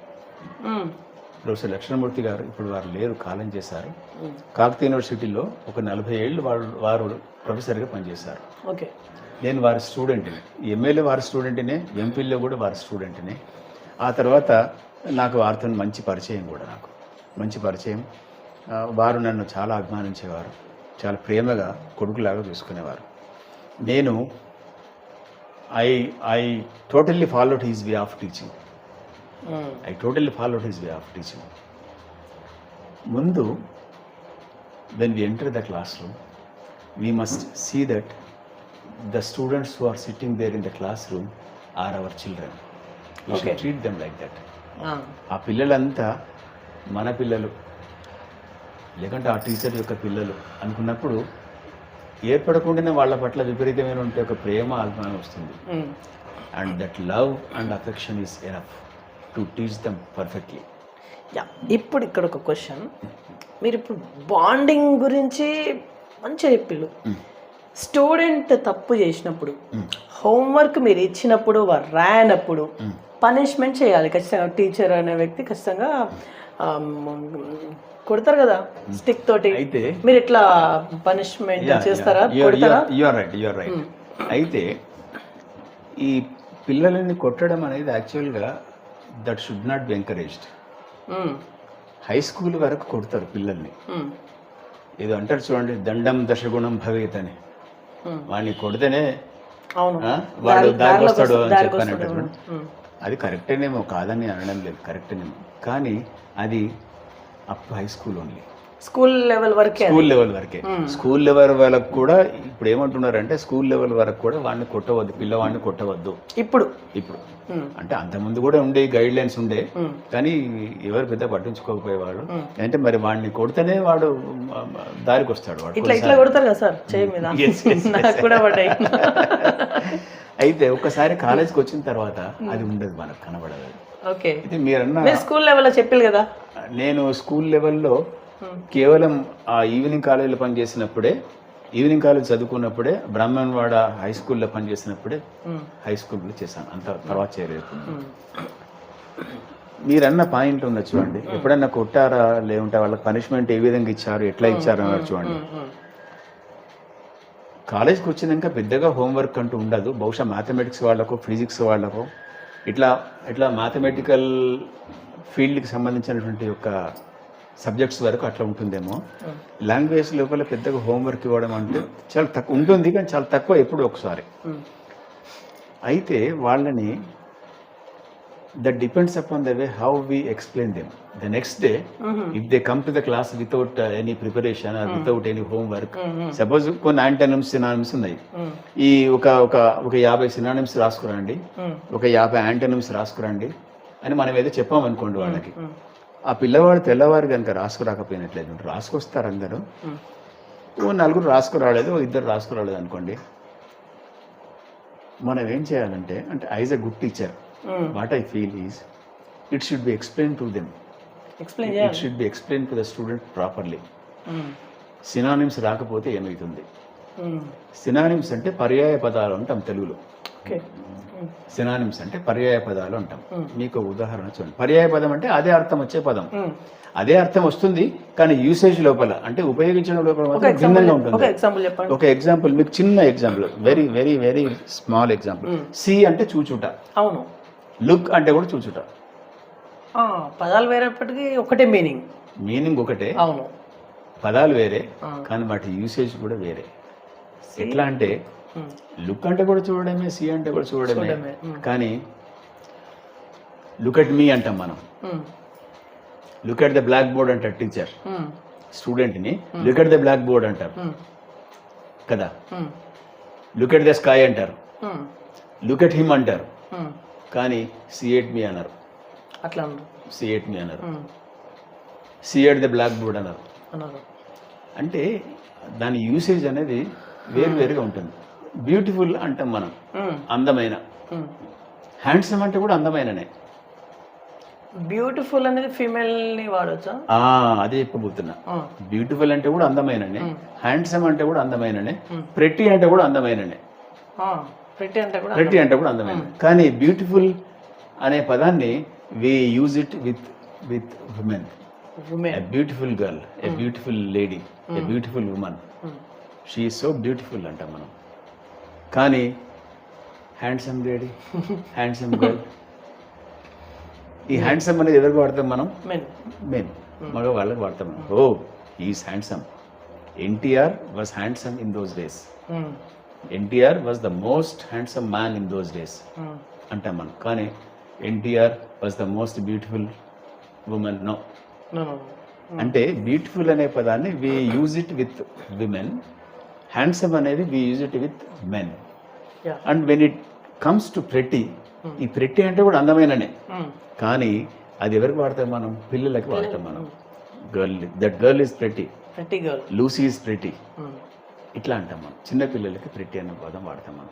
ఇదంతా ఎక్కడ వస్తుంది? ఇదంతా సినానిమ్స్ ప్రాక్టీస్ చేస్తే వస్తుంది. ఇదంతా పర్యాయ పదాలు ప్రాక్టీస్ చేస్తే వస్తుంది. ఇదంతా మీరు మాట్లాడేటప్పుడు ఒక సౌండ్ వస్తుంది, చెప్పేటప్పుడు ఇంకో సౌండ్ వస్తుంది. ద గర్ల్ వాజ్ ప్రెట్టి ఇట్లా అనుకుంటా. అంటే మీరు ఇట్లనే చెప్తారా? అంటే చెప్పేటప్పుడు ఇట్లనే బేస్ తోని చెప్తారా? yes I teach like that. Pronunciation is very important. Slang ఉచ్చారణ అనేది చాలా ముఖ్యమైనది. ఇది బాగా గుర్తుపెట్టుకోవాలి. ఓకే. మీరు అన్నారు చూడండి, మీరు పాటలు ఎట్లా అంటే అన్నారు చూడండి. ఒక మంచి టీచర్కి కానీ, ఒక మంచి గాయకుడికి కానీ మంచి ఉచ్చారణ ఉండాలి. అవును. మంచి ఉచ్చారణ లేకపోతే ఇతను టీచర్ కాలేడు. ఇతనికి రాకపోతే పిల్లలకి ఏం చెప్తాడు? మంచి ఉచ్చారణ ఈయనకే రాకపోతే పిల్లలకి ఏం చెప్తాడు? నేనున్న ఉదాహరణకి ఇంగ్లీష్ టీచర్గా, ఇంగ్లీష్ లెక్చరర్గా, ఇంగ్లీష్ టీచర్గా ఏదో పని చేశాను నేను. I must be thorough with everything pertaining to English language, it's grammar కదా. మరి నాకు ఉదాహరణకి ఆర్టికల్స్ అంటే తెలియదు అనుకుందాం, అది అన్యాయం కదా. నాకు ఆర్టికల్స్ తెలియకపోతే, అంటే ఏ అండ్ బి ఆర్టికల్స్ అంటాం మనం, అంటే ఎట్లా వీటిని ఉపయోగించాలని నాకు తెలియకపోతే, as I am in service, so long I will be spoiling the generations of students కదా. ఎన్ని సంవత్సరాలు అయితే నేను సర్వీస్లో ఉంటానో అన్ని సంవత్సరాలు, అన్ని తరాలు పిల్లలకి నష్టం చేసినట్టే కదా. అవును, మోసపోతారు. Proper education. నేను ఏమంటున్నా అంటే, a teacher should have good pronunciation. మంచి ఉచ్చారణ ఉంటే ఇతను చూసే వాళ్ళు నేర్చుకుంటారు. అవును, నేను అబ్జర్వ్ చేస్తాను. మీరు చెప్పేటప్పుడు ఒక సౌండ్ వస్తుంది, మళ్ళా టీచింగ్ వేలో చెప్పినప్పుడు ఇంకొక సౌండ్ వస్తుంది. నేను మిమ్మల్ని అబ్జర్వ్ చేస్తా ఉన్నాను నిజంగా. ఇప్పుడు నా దృష్టిలో ఇంగ్లీష్ టీచర్స్, నా దృష్టిలో నేను వాళ్ళని కొంచెం అంటే ప్రత్యేకంగా చూస్తాం. ఎందుకంటే ఎక్కడికైనా వెళ్ళినా కూడా ఇంగ్లీష్ మస్ట్. అమెరికా వెళ్ళినా, ఎక్కడికి వెళ్ళినా ఇంగ్లీష్ అనేది కంపల్సరీ రావాలి. సో ఇప్పుడు ఉన్న జనరేషన్ పిల్లలు, తెలుగు బ్యాక్గ్రౌండ్ పిల్లలు కావచ్చు, పల్లెటూరు పిల్లలు కావచ్చు, ఇంగ్లీష్ వల్ల సతమతం అవుతున్నారు. ఇదైతే నిజం కదా. సో వాళ్ళకి మీరేం చెప్తారు? వాళ్ళు తెలుగు మీడియం వాళ్ళైనా, ఇంగ్లీష్ మీడియం వాళ్ళైనా, తెలుగు మీడియం వాళ్ళకి కాస్త ఎక్కువ ఇబ్బంది అని ఫీల్ అవుతారు వాళ్ళు. ఇంగ్లీష్ మీడియం వాళ్ళు కూడా నేర్చుకోవాల్సిన విషయం ఏంటంటే, షుడ్ లెర్న్ ఎవ్రీథింగ్ సిస్టమాటికల్లీ. నేను సిస్టమాటికల్ అని ఎందుకు అంటున్నా అంటే, the very language is a systematised combination of words. The very language, భాష అంటేనే, లాంగ్వేజ్ ఎట్లా, how do you define it? Language is a systematised combination of words that gives meaning to all persons in a community. ఒక సమాజం లోపల, ఒక సామూహిక జీవనం లోపల ప్రజలందరికీ అర్థమయ్యేట్టు మనం ఉపయోగించే పదాల యొక్క క్రమబద్ధమైన కలయిక. పదాల యొక్క కలయిక అనడం లేదు ఇక్కడ, పదాల యొక్క క్రమబద్ధమైన కలయిక. Language is a systematised combination of words. It's not a combination of words. Combination of words అంటే అది ఎట్లయినా ఉండొచ్చు. అది ఏవో అన్ని అవాకులు చవాకులు మాట్లాడితే అవన్నీ పదాలే కదా. కానీ ఆ పదాలు they should be systematised. Yeah, అంటే అసలు the very learning of language depends upon the way how systematical you learn it. Either it is English, or it is Telugu, or it is Hindi. ప్రధానంగా ఒక విషయం బాగా గుర్తుపెట్టుకోవాలి. తెలుగు మీడియం కానివ్వండి, ఇంగ్లీష్ మీడియం కానివ్వండి, మనకు వచ్చిన భాష తెలుగు కానివ్వండి, ఇంగ్లీష్ కానివ్వండి, హిందీ కానివ్వండి, మన మాతృభాష తెలుగు. ఉదాహరణకి మనము ముందు తెలుగు లోపల ధారాళంగా మాట్లాడడం మనకు రావాలి. Once you become perfect, once you find command upon your own language, your mother tongue, you automatically find command upon the other languages. ఒక్కసారి మన యొక్క మాతృభాష పైన మనకు సరైన కమాండ్ వచ్చింది అనుకోండి, ఆటోమేటిక్గా మిగతా భాషల పైన వస్తుంది. ఇది ఎట్లా అంటే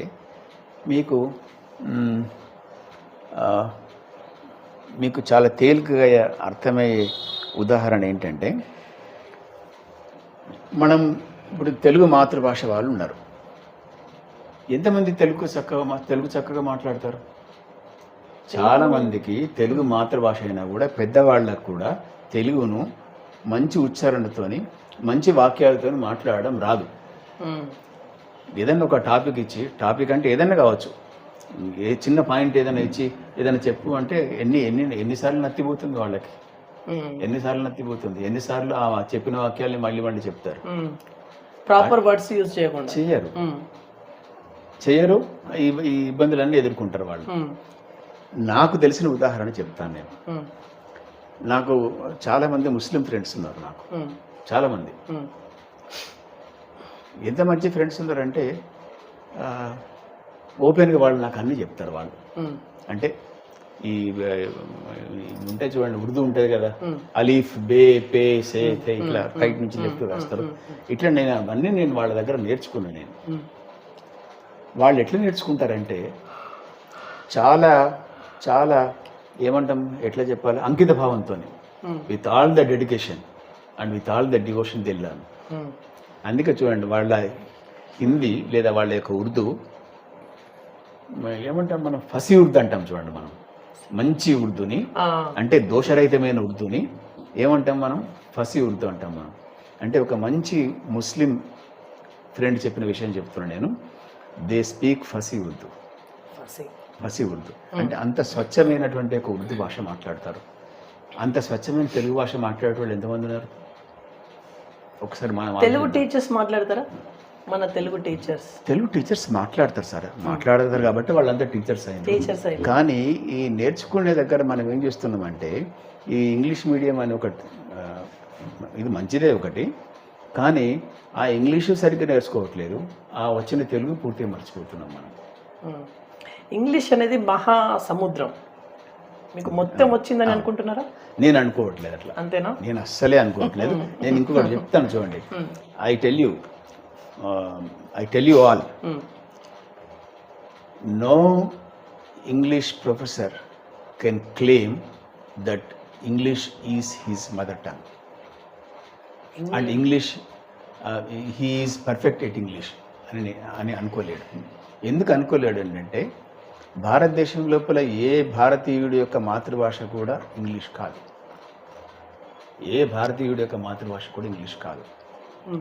కానప్పుడు మనం ఇంట్లో మాట్లాడే భాష వేరుంటుంది, బయట మాట్లాడే భాష వేరుంటుంది. నేను క్లాస్ రూమ్ పోయింది అనుకోండి, క్లాస్ రూమ్లో నేను మాట్లాడే భాష వేరు, నేను స్టాఫ్ రూమ్లో మాట్లాడే భాష వేరు, ఇంటికి వస్తే పిల్లలతో మాట్లాడే భాష వేరు, చిన్నప్పుడు ఫ్రెండ్ కలిసినప్పుడు మాట్లాడే భాష వేరు. అవును, ఇవన్నీ ఉంటాయి. కాబట్టి నేను ఇంగ్లీష్ లోపల నేను I cannot say that I'm perfect at English. A professor కూడా అనలేడు. అంటే నేను చెప్తున్నా కదా ఇప్పుడు, ఎందుకంటే మాతృభాష ఏదో ఉంటుంది. మీకు కొన్ని పదాలు ఎట్లా ఉంటాయంటే, you cannot find them in English. మీరు పూజ అనే పదం ఉంది.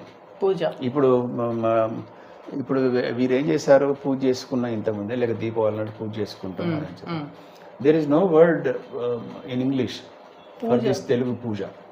They say worship, they go to church and they worship Christ. They worship Bible, they worship Mary. Worship వేరు, పూజ వేరు. వర్షిప్ అంటే ఆరాధన, వర్షిప్ అంటే ఆరాధన. వర్షిప్ అనే పదాన్ని we use it with one's beloved also, with our beloved also కదా. నేను నా భార్య అంటే ఆరాధిస్తానండి, లేకుంటే నేను ఆమెను ఆరాధిస్తున్నానండి అంటారు. ఆరాధన వేరు, దైవారాధన వేరు. అంటే వర్షిప్ అనే పదానికి it has got its own meaning, but not puja. ఇది మనకు తెలుగులోనే కనబడుతుంది, తెలుగులోనే కనబడుతుంది. ఎందుకంటే ఇది తెలుగు వాళ్ళకి మాత్రమే ప్రత్యేకమైన పూజ. ఏమంటాం పూజ అంటే ఏంటి చెప్పండి? పూజ అంటే దేవునికి చాలా మంది మొక్కడం, పూజ చేయడం. చాలా మంది అంటే మా ఆవిడతో సహా అందరు ఏమనుకుంటారంటే పూజ అంటే అట్లా తలంటు పోసుకొని అక్కడికి వెళ్ళి కూర్చొని దేవుడికి బొట్లు పెట్టి అదేంటి అగరబత్తులు హారతి తిప్పి ఇది పూజ అని చెప్పి అనుకుంటారు. కానీ to tell you clearly, to tell you openly, to tell you with all the confidence, puja is nothing. పూజ అంటే పూజ అర్థం ఏంటి? పూజ, పూజ సున్న చుట్టడమే. ఓకే, పూజ అంటే సున్న చుట్టడమే, ఇంకేముండదు అందులోపల. ఇంకా ఈ బొట్లు పెట్టుడు, ఈ మొక్కుడు, నీ కొబ్బరికాయ కొడతా బాంచను ఇట్లా నో, ఇది కాదు పూజ. పూజ అంటే you will sit in front of that god or that image, you will close your eyes, yes you will close your eyes and you forget everything. There is nothing in your mind. There is nothing in your mind. There is nothing in your brain. There is nothing in your heart. No thoughts. Everything is blank. Peaceful, Blank. శూన్యం, ఏముండదు. We just close our eyes. అంతే. అది అంటే పూజ అంటే ఏమి ఉండదు అందులో, ఏం ఆలోచన చేయం. మన చాలా మంది ఏం చేస్తారు, ఇట్లా దాన్ని గంట కొడుతుంటారు, అవును ఇందాక మేడం లేదా ఇంకేదో.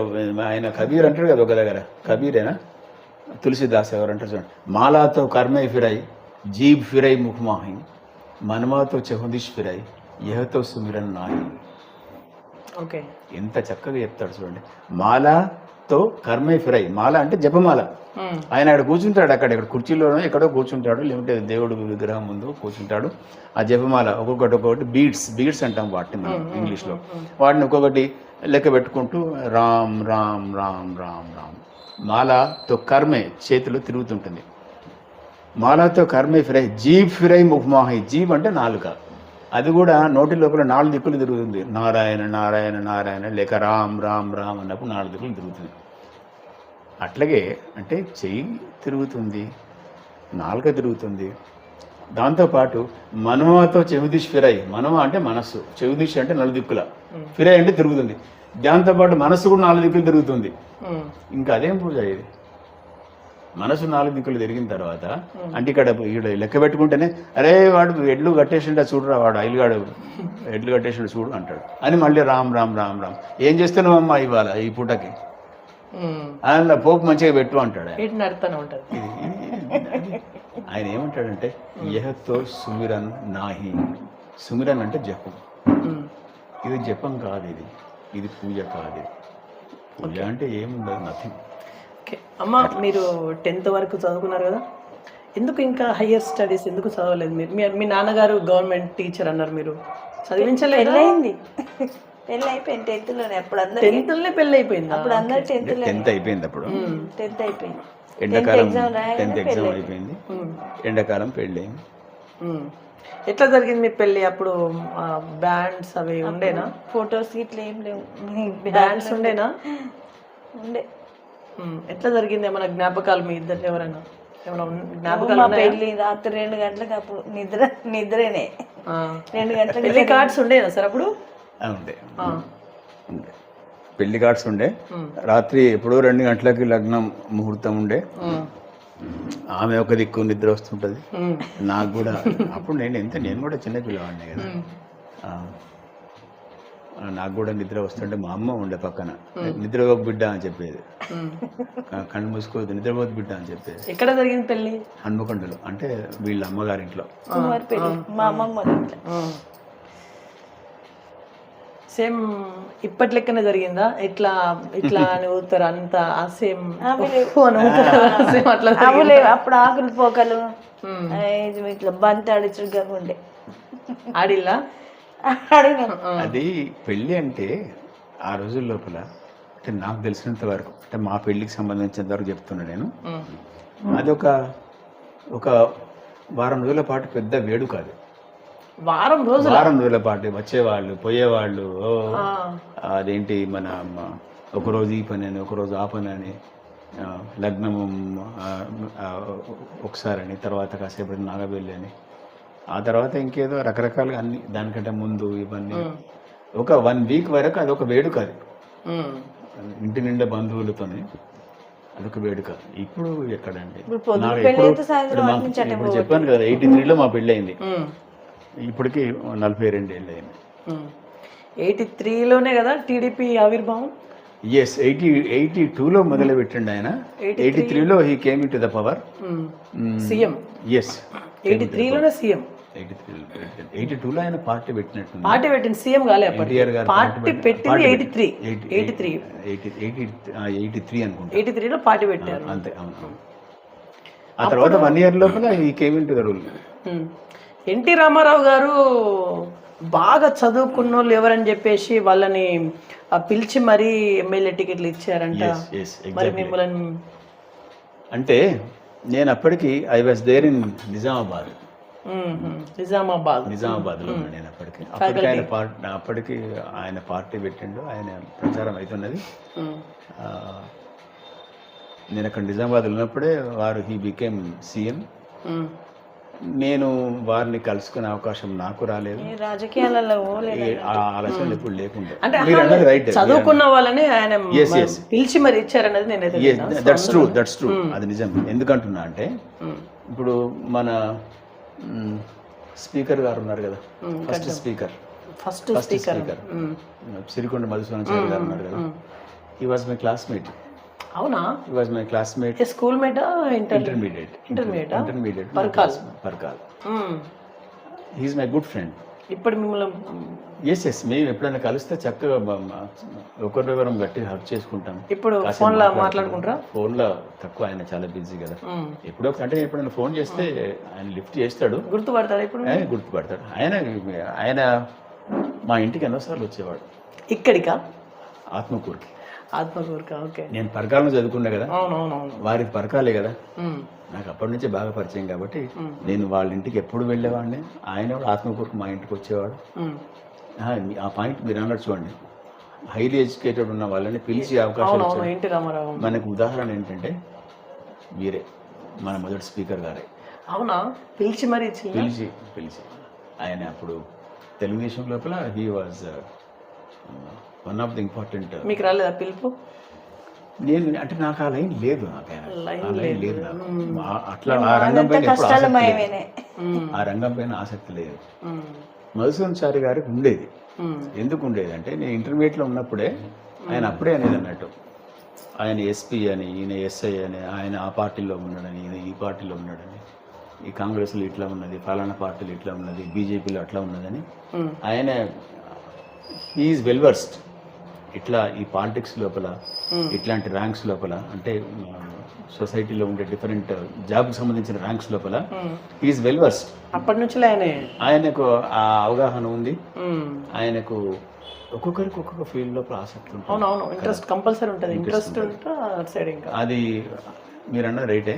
అట్లా అందరినీ అంటే ఎవరైతే హైలీ ఎడ్యుకేటెడ్ అనుకున్నారో వాళ్ళని చక్కగా అంటే వాళ్ళ యొక్క సేవలు ప్రజలకు అందాలనే ఉద్దేశంతో అట్లా చేశారు. ఇప్పుడు మేడం గారు వండిన వంటలలో మీకు నచ్చిన వంట? ఆమె ఏది చేసి నచ్చుతుంది? అన్నీ ఓకే, ఒకటి స్పెషల్ అంటే ఏదో ఒకటి ఉంటది కదా. స్పెషల్ అన్నీ చేస్తుందండి. అన్ని మీకు ఇష్టమా? అన్ని ఇష్టమే. ఎందుకంటే మీరు చాలా సున్నితమైన ప్రశ్న అడిగారు. మీరు కాసేపు అయిన తర్వాత మీరు వెళ్ళిపోతారు. తర్వాత మీకు ఓకే అంటే ఓకే. సరదాగా అట్టున్నా. ఎప్పుడైనా మీరు అన్నరా ఈ కర్రీ బాగాలేదు ఇట్లా వండినమైంది ఇది అది అనుకుంటా కొన్ని మన స్లాంగ్లో అట్లా అనేస్తాం కదా, అంటే ఇక ఇందులో ఉప్పు తక్కువ ఉంది, అందులో ఉప్పు ఎక్కువ ఉంది అని అంటారు. అన్నారా? అప్పుడు అమ్మగారి రియాక్షన్ ఎట్లా ఉండేది మీ పట్ల? తింటే తినలేకపోయేదా? అట్లా కాదు కానీ దీనికి ఇందులో అన్నంలో కలుపుకుంటే ఆ ఉప్పు పోతుందనో లేకుంటే ఇట్లా ఏదో ఒక సలహా ఇచ్చేది. సెట్ చేసేది ఆలుగడ్డ టమాటో వేసి. ఓకే, మీకు మంచి అంటే బాగా గుర్తున్నటువంటి ఒక విషయం చెప్పండి మేడం. ఏం విషయం అంటే ఏదైనా మీ ప్రయాణం ఎప్పుడైతే స్టార్ట్ అయ్యేది అప్పటి నుంచి ఇప్పటిదాకా ఒకటి జ్ఞాపకం అంటే మీది ఏదైనా మీరు కలిసి ఎటైనా వెళ్ళడం లైక్? మేము కొత్తగూడెంలో ఉన్నప్పుడు ప్రతి సండే భద్రాచలం పోయేది. సండేనా? ప్రతి సండే ఎక్కడ ఉన్నారు అప్పుడు మీరు? కొత్తగూడెంలో అక్కడే ఉన్నప్పుడు. Right right right right. ఆడికి పోయి ఇట్లా కూర్చోగానే హాయి అనిపించేది. ఆ సంతోషాని కోసం సండే సండే పోయేది. బాగుండేదా అక్కడ రష్? అక్కడ భద్రాచలం అక్కడ గోదావరిలో స్నానం చేసేది, గుడికాడ కళ్యాణం అయితే అంటే చూసుకుంటే కూర్చునేది. మా సంతోషం అంటే అదే. అవునా? ఏ 3 సంవత్సరాలు అంటే ఏ సంవత్సరాలు ఉన్నారు సార్ అక్కడ? 2010 13 వరకు. 13 వరకు ఉన్నారు. 10 నుంచి 13 వరకు ఉన్నారు అక్కడ. ఫ్యామిలీ అక్కడనేనా? ఇక ఇద్దరేమే ఉంది. పిల్లలందరూ పెళ్ళిళ్ళు అయిపోయినాయి. ఒక చిన్న అబ్బాయి ఉన్నాడు. అప్పటికి ఇల్లు ఇదే ఇక్కడ ఉండే. అక్కడ ఇది లేదు. 2001 లో కట్టించలేమో ఇది. గ్రౌండ్ ఫ్లోర్ ఒకటే. ఈ పైది ఎప్పుడు కట్టించాలి మరి? పైది 2010లో. ఇది ఇప్పుడు మనం కూర్చున్నది పూర్తి కాలేదు, ఫినిషింగ్ కాలేదు, ఇంకా ఫినిషింగ్ కాలేదు, బట్ స్లాబ్ వేసినాం అంతే. ఈ సెకండ్ ఫ్లోర్ ఏమో 2010 లో మనం కూర్చున్నది. 2010 ఫస్ట్ ఫ్లోర్. 2010లో కూడా కంప్లీట్ కాలేదు ఇంకా అది. నేను మళ్ళీ అక్కడ నుంచి ట్రాన్స్ఫర్ అయ్యి వచ్చిన తర్వాత లేదా ఏదో ఎండాకాలం సెలవులను మెల్లమెల్ల పూర్తి చేయించిన ఇది. ఆ తర్వాత రిటైర్ అయినాక పైన అది పూర్తి చేసిన. రిటైర్మెంట్ అయినా ఆఫ్టర్ 16th.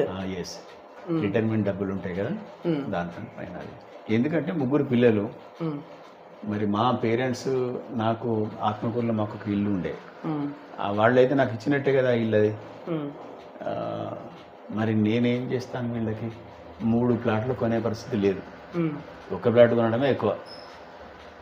కాబట్టి ఇందులోనే ప్లాన్ పడి 3 పిల్లలు కానీ ఉద్దేశంతో 3 ఫ్లోర్స్ కింద. గ్రౌండ్ ఫ్లోర్ లో ఎవరు ఉంటారు? గ్రౌండ్ ఫ్లోర్ లో ఇప్పుడు రెండో అబ్బాయి ఉన్నాడు. ఫస్ట్ ఫ్లోర్ లో మేము ఉన్నాం. సెకండ్ ఫ్లోర్ లో పైన పెద్ద బాబు వాళ్ళు. ఓకే, సో ఇప్పుడు మీది వెల్ ఎడ్యుకేటెడ్ ఫ్యామిలీ అనొచ్చా? అందరూ అంటారు, నేను అంత పెద్దగా అనుకోను. ఎందుకంటే ఎడ్యుకేషన్ అనే దానికి ఎప్పుడు ఏదో ఒకటి తక్కువనే అనిపిస్తుంది మనకు. ఏ సబ్జెక్ట్ తీసుకున్నా ఏదైనా సరే ఒకటి వెల్తీ అనేది కంపల్సరీ ఉంటుంది. ఓకే మేడం, ఇప్పుడు సార్లో మీకు నచ్చనిది ఒకటి చెప్పండి మేడం. నచ్చనిది ఒకటి చెప్పండి. ఆలోచిస్తాలంటే ఏం లేదన్నట్టునా? ఏ నచ్చని అంటే ఒకసారి నచ్చితే చిన్న చిన్న అన్ని చిన్న చిన్న ముచ్చట్లు. మిమ్మల్ని బయటికి తీసుకెళ్తారా ఎక్కడికైనా ఇట్లా అట్లా అని చెప్పేసి ఏమైనా కొన్ని వడాలు తీసుకుపోతారు? సినిమాలకు వెళ్తారా మీరు?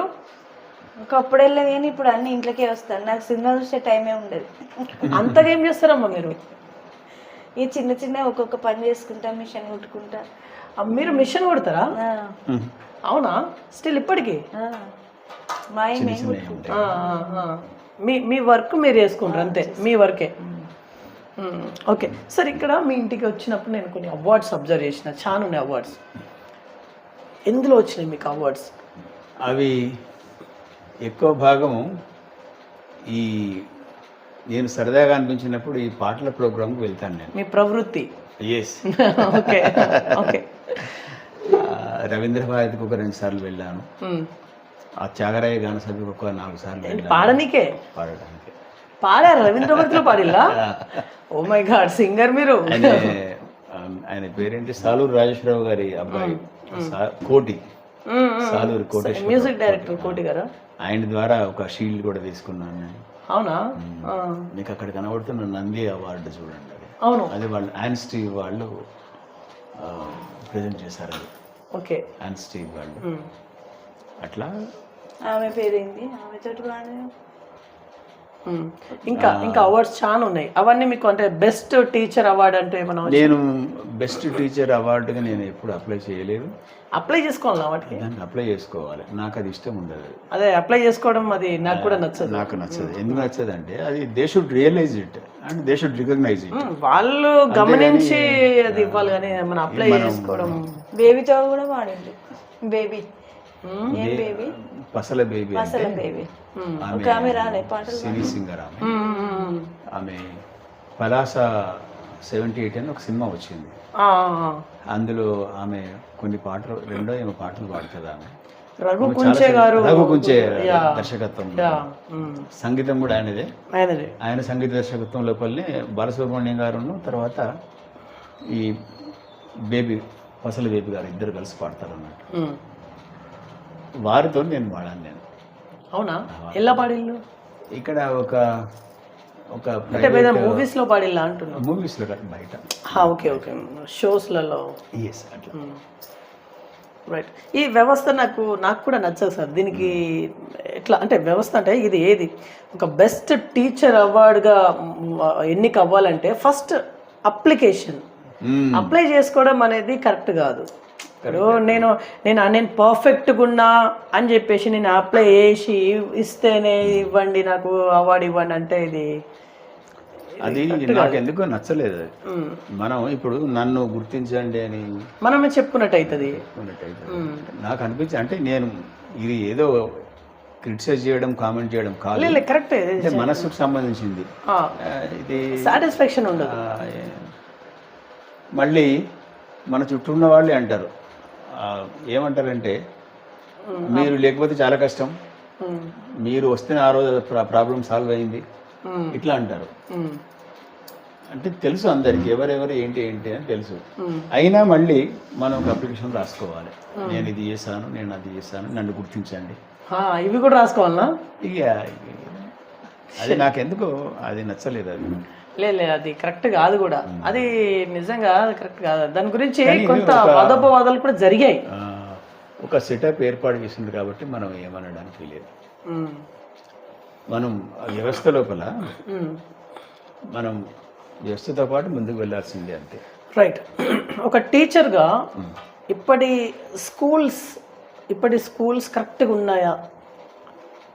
ఏమైనా చేంజ్ ఓవర్ చేయాల్సిన అవసరం ఉంటుందా? అంటే పిల్లల్ని ఉద్దేశించి చెప్పండి, స్టూడెంట్స్ని ఉద్దేశించి వాళ్ళకు అనుగుణంగా స్కూల్స్ ఉన్నాయా లేవా, అసలు ఏం చెప్తారు మీరు ఒక టీచర్గా? ముఖ్యంగా గ్రామాలలో సరైన స్కూల్స్ లేవేమో అని నాకు అనిపిస్తుంది ఇప్పటికి కూడా.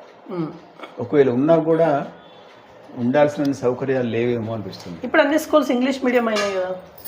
అంటే ఇంగ్లీష్ మీడియం చేయడంతో పాటు ఇంగ్లీష్ మీడియంకి కావాల్సినటువంటి ఉండాల్సినటువంటి ఒక హంగులు కూడా అన్ని సమకూర్చాలి. హంగులు అంటే ఏంటిది?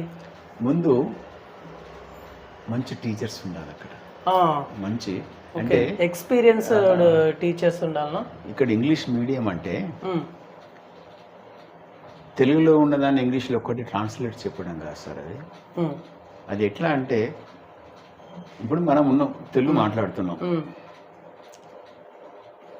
రాముడు ఎవరిని చంపాను అంటే పిల్లవాడు అంటాడు, వాడు రాముడు ఎవరిని చంపాను అంటే వాడు వెంటనే ఏమంటాడు, రాముడు రావణుని చంపాను అంటాడు.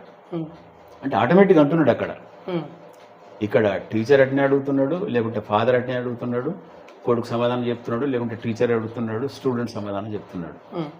అంటే అలవోకగా జరిగిపోతున్నది, మనకు తెలియదు.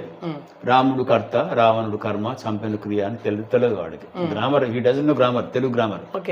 కర్త కర్మ క్రియ అని తెలియదు, కానీ he gave the right answer. రాముడు ఎవరిని చంపినరా అంటే రాముడు రావణుని చంపిండు అని చెప్పి అంటాడు. అట్లనే ఇంగ్లీష్ మీడియంలో కూడా అంత తేలికగా, అంత అలవోకగా, అంత సరళంగా పిల్లలకి చెప్పాలి. పిల్లలు కూడా ఎట్లా రిసీవ్ చేసుకుంటారు అనేది గమనించాలి. ఇప్పుడు ఎట్లా బోధిస్తే ఇంగ్లీష్ వారికి వరిస్తుంది స్టూడెంట్స్కి? అయితే కొంతమంది ఏమంటారంటే కంప్లీట్ ఇంగ్లీష్ అయితేనే వస్తుంది అని అంటారు, కానీ నేను ఐ డోంట్ లైక్ ఇట్. అంతేనా? That should be learned through once mother tongue only. Mother tongues compulsory compulsory దాని సహాయంతో అంటే బిగినింగ్లోనే అనేది ప్రారంభం లోపల బేస్ అనేది దాని సహాయంతోనే వానికి ఇంగ్లీష్ అనేది మనకి ఇంజెక్ట్ చేయాలి. ఇంగ్లీష్ లాంగ్వేజ్ అనేది వాని మెదడులో ఇంజెక్ట్ చేయాలి. దానికి బాగా ఓపిక అవసరం. ఓపిక అవసరం. ఆది శంకరాచార్య ఒక దగ్గర అంటాడు, ఆయన ఎవరు అడుగుతారు, శిష్యుడు అంటాడు, కో గురు అంటే ఎవరు మంచి గురువు అని అడుగుతాడు ఆయన. అంటే ఆయన చెప్తాడు అప్పుడు ఆయన, నాకు I don't remember, I forgot it long ago, but I give you its meaning. ఏ ఉపాధ్యాయుడైతే పిల్లలని ముందుగా ఆప్యాయతతోని ప్రేమతోని వాడి స్థాయికి వచ్చి చెప్తాడో అతను మంచి గురువు. అతనితో పాటుగా ఇంకెవరు మంచి గురువు అంటే ఇంకా చెప్తాడు ఆయన. ఇంకా ఎవరు చెప్తారంటే ఏ టీచర్ అయితే ఎప్పటికప్పుడు అప్డేటెడ్ ఉంటాడో, అంటే నువ్వు డాక్టర్ ఉన్నాడు అనుకోండి, ఎప్పటిదో ఏబీసీ టాబ్లెట్ ఇస్తే నడుస్తుందా ఈ రోజుల లోపల? కాదు, అది ఏబీసీ అప్పుడు ఎప్పుడో నేను చిన్నప్పుడు ఉండే. ఇప్పుడు ఏబీసీ టాబ్లెట్ అంటే ఎవరికి తెలియదు కదా. అంటే డాక్టర్ ఏం చేయాలి, he has to be in touch with the latest drugs, latest medical information కదా. అట్లనే టీచర్ కూడా అట్లా ఎప్పటికప్పుడు he should come to know the latest things that are taking place around him, that are taking place in the society, current affairs, ఇట్లాంటివన్నీ teacher కూడా తెలుసుకోవాలి. తెలుసుకొని దానికి అనుగుణంగా పిల్లలకి దానికి అనుగుణంగా అన్వయిస్తూ చెప్పాలి. దానికి చాలా ఓపిక కావాలి. అంటే టీచర్కి ప్రధానంగా ఉండాల్సింది ఓపిక. ఇవి ఉంటే ఆటోమేటిక్గా ఏదైనా చెప్పవచ్చు అండి. ఒకటి ఓపిక, రెండవది ప్రేమ, విద్యార్థుల పట్ల ప్రేమ, మూడవది కావలసిన పరిజ్ఞానం. ఇవి ఉంటే ఏ భాష అయినా చెప్పవచ్చు, ఏ మీడియం అయినా చెప్పవచ్చు. ఇది ఉంటుందా ఉంటలేదా అంటే నేను ఐ కెనాట్ సే ఎనీథింగ్, కానీ ఇవి ఉంటే మాత్రం తప్పకుండా వస్తుంది. ఓకే సార్, యాక్చువల్లీ ఇప్పుడు మీరు చాలా స్కూల్స్లలో మీరు అంటే ట్రాన్స్ఫర్ అవుతూ చెప్పుకుంటూ వచ్చలేదా? సో మీ అనుభవాలు ఎక్కడెక్కడ, మీ అనుభవాలు ఒకసారి చెప్పండి. నేను నిజామాబాద్లో, మెట్పల్లిలో, ఏటునగరంలో, షాయంపేటలో, హన్మకొండ కాలేజీలో, ఆ తర్వాత Kothagudem Ramachandra arts and science కాలేజీలో, పింగిల్ కాలేజీలో ఇవన్నీ చేశాను. ప్రతి చోట నాకు మంచి అనుభవాలు ఎదురయ్యాయి. ప్రతి చోట I enjoyed teaching. To tell you very clearly, to tell you very openly, I enjoyed teaching. I enjoyed teaching like anything. ఎప్పుడైనా క్లాసుకి వెళ్ళకపోతే నాకే ఎట్లా కనిపించేది అంటే, ఎప్పుడైనా ఏదైనా పని ఉండి ఇంట్లో లీవ్ పెట్టి ఉంటాం కదా, ఆ తెల్లవారు వెళ్ళి మళ్ళీ క్లాస్ రూమ్కి వెళ్ళేంత వరకు నెమ్మది ఉండకపోయేది. అవునా? నేను ఇంకొక విషయం ఏం చెప్పాలనుకుంటున్నా అంటే, నేను Kothagudem Ramachandra arts and science కాలేజీలో పనిచేసినప్పుడు సెంట్రల్ యూనివర్సిటీ ఆఫ్ హైదరాబాద్ వాళ్ళు, హైదరాబాద్ సెంట్రల్ యూనివర్సిటీ అంటాం దాన్ని మనం, వాళ్ళు అంటే ఆ యూనివర్సిటీ లోపల కమిషనరేట్ ఆఫ్ ఎడ్యుకేషన్ నుంచి ఒక లెటర్ వచ్చింది, ఓరియంటేషన్ ప్రోగ్రామ్కి మీ దగ్గర ఉన్న ఇంగ్లీష్ లెక్చరర్ని పంపించండి అని. ఓరియంటేషన్ ప్రోగ్రామ్కి వెళ్ళాలి. ప్రోగ్రామ్ ఎన్ని రోజులు? 28 days, అంటే ఆల్మోస్ట్ 1 month. ప్రిన్సిపల్ గారు ఏమంటారు, నేను పంపించలేనండి, వాళ్ళు అడుగుతారు రైటే, కానీ నేను పంపించలేను, ఎందుకంటే ఇక్కడ నాకు పిల్లలకి క్లాస్ రూమ్స్ ఇంపార్టెంట్ కదా, వాళ్ళ క్లాసెస్ జరగాలి కదా, కాబట్టి నేను పంపించలేను, నాకు స్టాఫ్ ప్రాబ్లం ఉంది అని చెప్పి ఆయన అంటాడు. కానీ నేను వారిని బాగా రిక్వెస్ట్ చేశాను. రిక్వెస్ట్ చేసి నేను వెళ్తాను సార్, నేను ఈ అంటే డిగ్రీ కాలేజ్ సెటప్కి వచ్చిన తర్వాత ఇట్లాంటి అవకాశం రావడం ఫస్ట్ టైం ఇది, కాబట్టి kindly give me a chance, give me an opportunity to attend the programme sir అని నేను అన్నాను.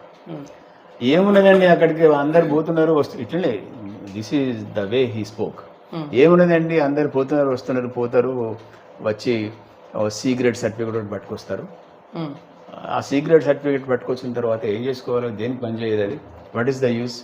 మనం అక్కడ ఏదైనా నేర్చుకున్నామంటే అది ఇక్కడ మనకు పిల్లలకు ఉపయోగపడాలి, అట్లా ఆ స్థాయిలో ఉపయోగపడేటట్టు నేర్చుకోవాలి, మంచి గ్రేడ్ ఉన్నటువంటి ఒక సర్టిఫికేట్ తెచ్చుకోవాలని చెప్పాను అనండి. నేను సి గ్రేడ్కి మాత్రం రాస్తాను, నాకు you take it for granted from me and you believe my words sir, నా మాటలు ఒకసారి మీరు నమ్మండి సార్, మీరు ఇంతకాలంలో చూస్తున్నారు కదా. ఆయన నన్ను ఎన్నోసార్లు మెచ్చుకున్నాడు. ఆయన అవునా? ఎన్నిసార్లు ఇంకా చాలా ఉన్నాయి. I should not say all these things. మీ మాట విన్నారా మరి సరే? ఇచ్చాడు ఆయన. చివరికి ఎందుకు ఇచ్చాడంటే, ఆయన ఒకసారి నేను మొట్టమొదటిసారి కొత్తగూడెం పోయిన తర్వాత పీజీ వాళ్ళే క్లాసుల ముందు నాకు ఇవ్వలేదు. ఆ తర్వాత తప్పనిసరిగా ఇచ్చిండ్రు. తప్పనిసరి ఎందుకు ఇచ్చిండ్రు అంటే, ఇంకా ఎవరు లేరు. ఆ స్టూడెంట్స్ కూడా పోయి అడిగినప్పుడు, నేను అప్పుడు అదే టైంలో నాకేదో లీజర్ ఉండే, నన్ను ఏదో పంపించింటారు. MA second year third semester వాళ్ళ క్లాస్కి పంపించారు. నేనేదో అంటే గంట సేపు పీరియడ్ ఉంటుంది వాళ్ళకి, పీజీ వాళ్ళకి 1 hour పీరియడ్ వాళ్ళకి. ఆ పీరియడ్ అయిపోయిన తర్వాత నేను బయటకు వచ్చేసరికి అక్కడ ప్రిన్సిపాల్ గారు ఇంకా ముగ్గురు సీనియర్ మోస్ట్ లెక్చరర్స్ ఉన్నారు అక్కడ. ప్రిన్సిపాల్ వచ్చి నన్ను గట్టిగా హత్తుకున్నాడు. ఆయన నన్ను ఎంత చక్కగా చెప్తున్నారు సార్ మీరు, ఆయన ఎంత చక్కగా చెప్తున్నారు సార్ మీరు, నేను ఎప్పుడు వినలే. నేను ఎందుకు ఇట్లా పోతున్నాం, మేము 3-4 ఇట్లా పోతున్నాం. ఈ పోతున్నప్పుడు మీ మాట కిటికీ నుంచి వినబడ్డది, విందామని అట్లాగే ఉన్నాం. 20 minutes ఏం సార్ మేము ఇక్కడ ఉండి అన్నాడు ఆయన. అని గట్టిగా కావాలించుకున్నాడు ఆయన. ఇంకేదో సందర్భంలో నేను ఏదో సందర్భం లోపల ఏదో నన్ను మాట్లాడమన్నారు వాళ్ళు. మాట్లాడమన్నప్పుడు నేను ఒక 20th century poet, 20th century British పోయిట్ని ఉదాహరణకు తీసుకొని ఆ డయాస్ మీద ఏదో మాట్లాడినా. నేను మాట్లాడుతుంటే ఆయన రాసుకున్నాడు, ప్రిన్సిపల్ గారు. ఆయన అవునా? రాసుకుంటూ, నేను స్పీడ్గా మాట్లాడినట్టు ఆయన రాసుకోలేడు కదా. అంత అయిపోయినాక, సార్ అక్కడ ఏదో అన్నారు మీరు, అక్కడ నోట్ చేసుకోలేదు, అది చాలా మంచిగా ఉంటుంది, మళ్ళీ చెప్పండి సార్ అన్నాడు. అంటే అట్లా ఆయనకు ఆ ఇంప్రెషన్ ఉంది. ముందు పంపించడానికి ఇష్టం లేకుండే, ఆ ఇంప్రెషన్ ఉంది కాబట్టి నేను బాగా రిక్వెస్ట్ చేసిన తర్వాత ఆయన పంపించింది. ఆయన పంపించిన తర్వాత I attended that programme for 28 days. After 28 days, when I returned to Kottagudem, when I handed over my certificate to the principal, he looked into it. He just kept it on the table. ఒకసారి ఆ table నుంచి పక్కకు వచ్చి మళ్ళీ గట్టి కావాలించుకున్నాడు నన్ను. అవునా? ఎందుకు అంటే, సార్ ఈ కొత్తగూడెం కాలేజ్ చరిత్ర లోపల ఇంగ్లీష్ డిపార్ట్మెంట్లో ఏ గ్రేడ్ తెచ్చుకున్నది మీరే సార్ అని చెప్పన్నాడు ఆయన. అంతవరకు ఏ గ్రేడ్ ఎవరికి రాలేదట. ఓకే. ఏ గ్రేడ్ అనేది దానికి కొలమానం ఉంటుందా? ఉంటుంది. అందులో వాళ్ళు ఏం చేస్తారంటే, వాళ్ళు you find 6 or 7 professors from different 6 or 7 distinguished professors from different universities. They come there, they sit there, they talk to us, they conduct some tests, they ask us to teach one poem or teach one grammatical topic. ఏదో ఒకటి ఇట్లా చేస్తారు. మనల్ని assess చేస్తారు, అంటే మనల్ని analyse చేస్తారు. వాళ్ళు ఒక్కరు కాదు, ఒక 5-6 ఉంటారు వాళ్ళు. ఓకే. వాళ్ళు ఏం చేస్తారంటే, the asked me to teach a poem. అందరు ఒక 100 మంది ఉంటారు. 100 మంది స్టూడెంట్స్ కాదు వాళ్ళంతా, 100 మంది లెక్చరర్స్ ఫ్రమ్ డిఫరెంట్ సబ్జెక్ట్స్. ఒక ఇంగ్లీష్ వాళ్ళే ఉంటారు అక్కడ, ఫిజిక్స్, మ్యాథమెటిక్స్, ఇంకా అందరు ఉంటారు అలా. ఆ 100 మందికి treating them as our students, treating that hall as a class room, we should take a class. నేను వాళ్ళకి అప్పుడు ఒక పోయం చెప్పాను. నేను పోయం చెప్పిన తర్వాత, అంటే ఇట్లా ఒకటి ఇస్తారు, కరెంట్ అఫైర్స్ కూడా అడుగుతారు 2, తర్వాత కాంపోజిషన్ 3, అట్లాగే అబ్స్ట్రాక్ట్ రైటింగ్ అది ఉంటుంది. అంటే ఇవి మీకు పోటీ అన్నట. అంటే ఇవన్నిటి ద్వారా మన యొక్క కాలిబర్ని వాళ్ళు అసెస్ చేస్తారు. చేసి కొంతమందిని మందలిస్తారు. ఉద్యోగం అంటే వాళ్ళు ఏం చేయలేరు, తీసేయలేరు, కానీ మందలిస్తారు. ఇట్లా ఇదే మరి ఇట్లా ఏం చెప్తారు అక్కడ పిల్లలకు అని చెప్పి అంటారు ప్రొఫెసర్స్ వాళ్ళు. సి గ్రేడ్ ఇస్తారు. సి గ్రేడ్ ఇస్తే అందుకే దేనికి పనికి రాదు.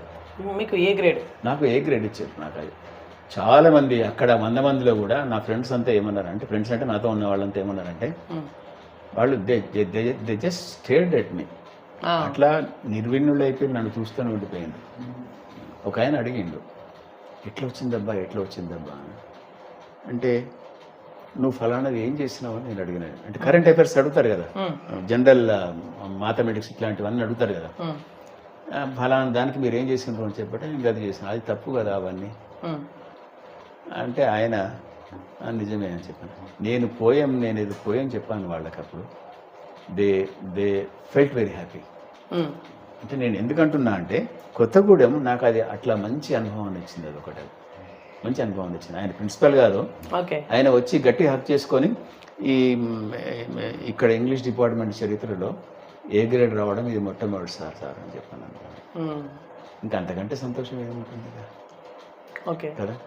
ఓకే, మీకు యాజ్ ఎ టీచర్గా అంటే యాజ్ ఎ లెక్చరర్గా డ్రీమ్స్ అన్ని ఫుల్ఫిల్ అయినాయి? డ్రీమ్స్ అంటే what kind of dreams? Me professional రీత్యా కావచ్చు, ఇంకోటి కావచ్చు, వాట్ ఎవర్. నేను I did my MPhil also. MPhil చేసిన తర్వాత పిహెచ్డి కూడా నేను రిజిస్టర్ చేయించుకున్నాను. నేను పిహెచ్డి ఒకటి నేను చేయలేకపోయాను. నేను చాలామంది అంటారు మీ పిహెచ్డి అయింది, వేరే వాళ్ళకి ఎంతోమందికి మీరు హెల్ప్ చేస్తారు మీరు అంటే వాళ్ళు పిహెచ్డి చేయడానికి మీరు కావాల్సిన సలహాలు ఇస్తూ ఎన్నో చేస్తారు, మీకు అవసరం అది అందరు కానీ అంత వట్టి ముచ్చట. అది ఆ పిహెచ్డి అనేది ఉండాలి, తప్పకుండా ఉండాలి. అది ఎందుకంటే అది సరే అవి ఎట్లా ఏంటి అనేది కాలాన్ని బట్టి అంత ఏదో మారుతున్నది. కానీ పిహెచ్డి అనేది that is the highest state in one academic line. ఇంకంతకంటే ఏముండదు కదా, అంతకంటే ఏముండదు కదా. ఇప్పుడు పీజీ తర్వాత ఎంఫిల్ ఉండేది, ఇప్పుడు ఎంఫిల్ తీసేసిండ్రు, డైరెక్ట్ పిహెచ్డి అంటున్నారు. పిహెచ్డి తర్వాత ఏముంటుంది? ఇంకేముండదు కదా. అది ఒకటి చేయాల్సి ఉండే, నేను పూర్తి చేయలేకపోయినా అనిపిస్తుంది ఒక్కొక్కసారి. అవునా? యా, అంటే మీకు అసంతృప్తి అంటే అదేనా? ఇంకేమన్నా? నాకు ఇంకా వేరే ప్రత్యేకించి ఏం లేదండి. అదే ప్రత్యేకించి ఏం లేదు. హ్యాపీ మూమెంట్స్ అంటే ఇంక ఇదా? ఏది కొత్తగూడెంలో నాకు హ్యాపీ మూమెంట్స్ అంటే in every college I felt very happy. మీకు ఒక ఉదాహరణ చెప్తాను. నేను ఇంటర్మీడియట్ వాళ్ళకి చెప్తున్నా, ఇక్కడ సిఎస్ఐ కాలేజ్ నిజామాబాద్లో. అప్పటికి ఇంకా నాకు పెళ్ళి కూడా కాలేదు. 82లో ఎంఏ అయిపోయింది. 82 ఆగస్టులో వెళ్ళి అక్కడ జాయిన్ అయ్యాను నిజామాబాద్ సిఎస్ఐ కాలేజీలో. ఒక 10-15 రోజుల తర్వాత నా క్లాస్ రూమ్స్ ఫుల్ ఉండడం మొదలైంది. బెంచెస్ సరిపోతులేవు. ఎందుకు ఇట్లా అవుతుంది, మన స్ట్రెంత్ ఇంత కాదు కదా అని ప్రిన్సిపాల్ సూర్యప్రసాదరావు గారు అని ఉండే, ఆయన ఇంకో పీడీ వాళ్ళిద్దరు కలిసి వచ్చి, ఆయన ప్రిన్సిపాల్ గారికి అంతకుముందు ఒకసారి నన్ను బాగా వాచ్ చేసి నన్ను బాగా గమనించండి. ఆయన ఒకసారి అట్లనే ఏదో క్లాస్ రూమ్లో చెప్తుంటే బయటకు వచ్చేవరకు ఆయన అట్లనే కిటికీ పక్కన ఉండే, ఆయన ఉండే ఇంకో పీడీ. ఆయన, సార్ మీరు వరంగల్ అంటే వరంగల్ లాగానే ఎక్సలెంట్గా చెప్తున్నారు సార్, కానీ మీరు come down to the level of the students, they may not understand it properly. నేను చాలా స్పీడ్గా చెప్పుకుంటూ పోతుంటే ఆయన బ్రహ్మాండంగా చెప్పారు సార్, కానీ పిల్లలకు ఒక్కొక్కసారి అర్థమైద్దో కాదో, కొంచెం వాళ్ళ స్థాయికి రండి. కానీ ఆయన వెరీ హ్యాపీ అని ఆయన గట్టిగా ఆలోచించుకున్నాడు. ఆయనకు 3 పిల్లలు అప్పటికి. ఆ 3 పిల్లల్లో ఆయన పెద్ద కొడుకు నాకంటే పెద్ద. ఎవరు పెద్దగా ప్రయోజకులు కాలేదు వాళ్ళు, అందుకే నన్ను ప్రత్యేకంగా చూసేది అన్నట్టు ఆయన. అయితే క్లాస్ రూమ్ అంతా నిండిపోతుంది, చాలామంది వస్తున్నారు, ఎట్లా అవుతుందని ఆయన ఒకసారి వచ్చేసరికి ఎంక్వైరీ చేశారు. వాళ్ళందరినీ పట్టుకొని కొత్త వాళ్ళు కనబడుతున్నారని. వాళ్ళంతా గిరిరాజు కాలేజీ వాళ్ళంట. వాళ్ళు నిజామాబాద్లో గవర్నమెంట్ గిరిరాజు డిగ్రీ కాలేజ్ అని ఉంది ఒకటి. వాళ్ళకి ఎట్లా తెలిసిపోయింది, వీళ్ళంతా స్టూడెంట్స్ అంతా కలుస్తారు కదా. వాళ్ళు అనుకున్నారట, వరంగల్ నుంచి ఎవరో కొత్త ఇంగ్లీష్ లెక్చరర్ వచ్చిందట, పిల్లగాడు లెక్కనే ఉన్నాడు. అప్పుడు నాకు పెళ్లి కూడా కాలేదు, ఇంకా పిల్లగాడు లెక్కనే ఉన్నాడు, కానీ మంచిగా చెప్తున్నాడు అని చెప్పి అనుకునే అందరికి వచ్చిన మొదలు పెట్టింది వాళ్ళు. అయితే వాళ్ళు ఎంక్వైరీ చేస్తే ఈ ప్రిన్సిపల్ ఎంక్వైరీ చేస్తుండే, మీరు ఎక్కడి నుంచి వచ్చిండ్రు, ఎందుకు వచ్చిండ్రు, మా క్లాస్ రూమ్ డిస్టర్బ్ అవుతుండేది అట్లా ఇట్లా అంటే, లేదు సార్ మేము వినడానికి వచ్చినాము అట్లా ఇట్లా అంటే, ఏం వినడానికి వచ్చినట్టు ఇంగ్లీష్ వినడానికి వచ్చినాము. మళ్ళీ ఒక క్లాసులో ఉండేది వాళ్ళు, మిగతా క్లాసులు వెళ్ళిపోయేది వాళ్ళు. అలౌడ్ చేసేదా మరి? వస్తే కూర్చుంటారు, ప్రైవేట్ కాలేజ్ కదా ఇప్పుడు. ఎందుకంటే అది సిటీ హెడ్ క్వార్టర్, అది ఎక్కువ మార్వాడి వాళ్ళు ఉంటారు, వాళ్ళని ఎక్కువ ఎవరు బెదిరించలేరు. ముస్లిమ్స్ కూడా ఉంటారు, నిజామాబాద్లో ముస్లిమ్స్ కూడా ఎక్కువనే ఉంటారు, మార్వాడీస్ ఎక్కువనే ఉంటారు. అయితే వాళ్ళని ఎవరేమన్నారు, వాళ్ళని వచ్చి కూర్చునేది పోయేది. అయితే ఈయన లేదండి అట్లా లేదు బాబు అట్లా రావద్దు ఎట్లా అంటే లేదు సార్ మేము అన్ని క్లాసులకు రాము ఒక ఈసారి క్లాస్కే వచ్చినాము కొద్ది రోజులు వస్తామని చెప్పన్నారట. ఆ తర్వాత ఆయన నా దగ్గరకు వచ్చిండు ప్రిన్సిపల్ సూర్యప్రసాద్ రావు గారు ఆయన పేరు. ఏం సార్ మీరు కొంచెం come down to the level of the students అని చెప్పిన నేను, కానీ మీరు ఏం చేసిండ్రో ఏం కొత్త గిరిరాజ్ కాలేజ్ వాళ్ళని ఇక్కడికి వస్తున్నారు ఆయన సార్ అని చెప్పని ఎనీ హౌ వీఆర్ హ్యాపీ అని చెప్పన్నాడు ఆయన. చాలా అది అంటే ఒక టీచర్కి ఏ టీచర్ అయినా కూడా తాను చెప్పిన పాఠాలు తాను చెప్పిన మాటలు ఎంతమందికి ఆసక్తికరంగా ఉన్నవి ఆచరణీయంగా ఉన్నవి అని తెలిసినప్పుడు దానిపైన ఎవరైనా కాస్త ఇట్లా ప్రశంసించినప్పుడు ఎంత ఆనందం ఉంటుంది అదొకటి. ఓకే ఓకే ఇప్పుడు చాలామంది ఇంగ్లీష్ టీచర్స్ అండ్ లెక్చరర్స్ ఉంటారు, వాళ్ళతో మిమ్మల్ని కంపేర్ చేసినప్పుడు మీలో ఎట్లాంటి ప్రత్యేకతలు ఉంటాయి?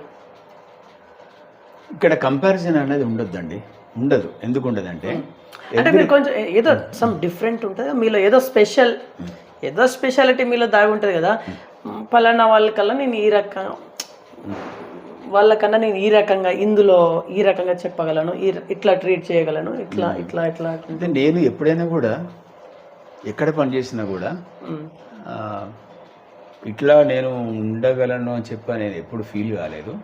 కానీ when I enter the class room I have my own way of teaching, I have my own style of teaching. అంటే ఇక్కడ క్లాస్ రూమ్ టీచింగే కాకుండా కాలేజీలో కొన్ని ప్రాబ్లమ్స్ ఉంటాయి స్టూడెంట్స్కి, స్టాఫ్కి, స్టూడెంట్స్కి, తర్వాత వాళ్ళ లోపలనే రకరకాల ప్రాబ్లమ్స్ ఉంటాయి. వీళ్ళు ఏం చేసేవాళ్ళు అంటే నన్ను ఇంగ్లీష్ సార్ని తీసుకుపోండి అని చెప్పనేవాళ్ళు, ఇంగ్లీష్ సార్ని తీసుకుపోండి అని చెప్పనేవాళ్ళు. స్టాఫ్ రూమ్కి వచ్చి ప్రిన్సిపల్ గారు రమ్మంటున్నారంటే వెళ్ళేది. అట్లా నా పద్ధతిలో కూడా నేను అట్లా వాటిని అందరినీ I use to make them silent and I use to make them convinced. అట్లా చేసేది. కానీ ప్రత్యేకించి ఇట్లా నేను డిఫరెంట్గా చేస్తా అని ఎప్పుడు అనుకోలేదు. అది ఇప్పుడు అదంతా ఎట్లా ఉంటుందంటే వెంకట్ గారు, అది చెప్పి రాదు కదా సమస్య రాదు కాబట్టి అది సడన్ గా అది ఎమర్జ్ అవుతుంది. కాబట్టి మనం కూడా అప్పటికప్పుడు ఎట్లా మాట్లాడితే వాళ్ళకి అనుకూలంగా ఉంటుంది, ఎట్లా మాట్లాడితే వాళ్ళు కూల్ డౌన్ అవుతారని అది అప్పుడప్పుడు చేస్తాం. కానీ అంతేగాని నేను వీళ్ళకంటే భిన్నం, నేను వీళ్ళకంటే ఇట్లా చేస్తానని చెప్పని ఇప్పుడు అనుకోకపోయేది. ఓకే అమ్మా, ఓకే. సో దీపావళి అందరు మీ ఇంట్లో ఇప్పుడు అందరు ఆల్మోస్ట్ వస్తున్నారు. Yeah okay. ఇప్పుడు ఇప్పుడు ఈ రకంగా ఉన్నారు అంటే, ఇప్పుడు సంతోషంగా ఉన్నారంటే బికాజ్ ఆఫ్ సారేనా?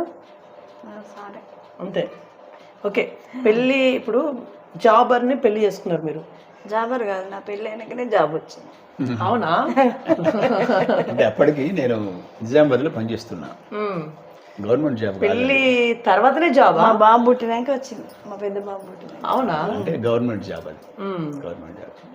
నిజామాబాద్లో ఉన్నప్పుడే అదేంటిది అక్కడ ఉన్నప్పుడే పెళ్ళి అయింది, అక్కడ ఉన్నప్పుడే గవర్నమెంట్ అదేంటి ఏబిపిఎస్ రాసిన.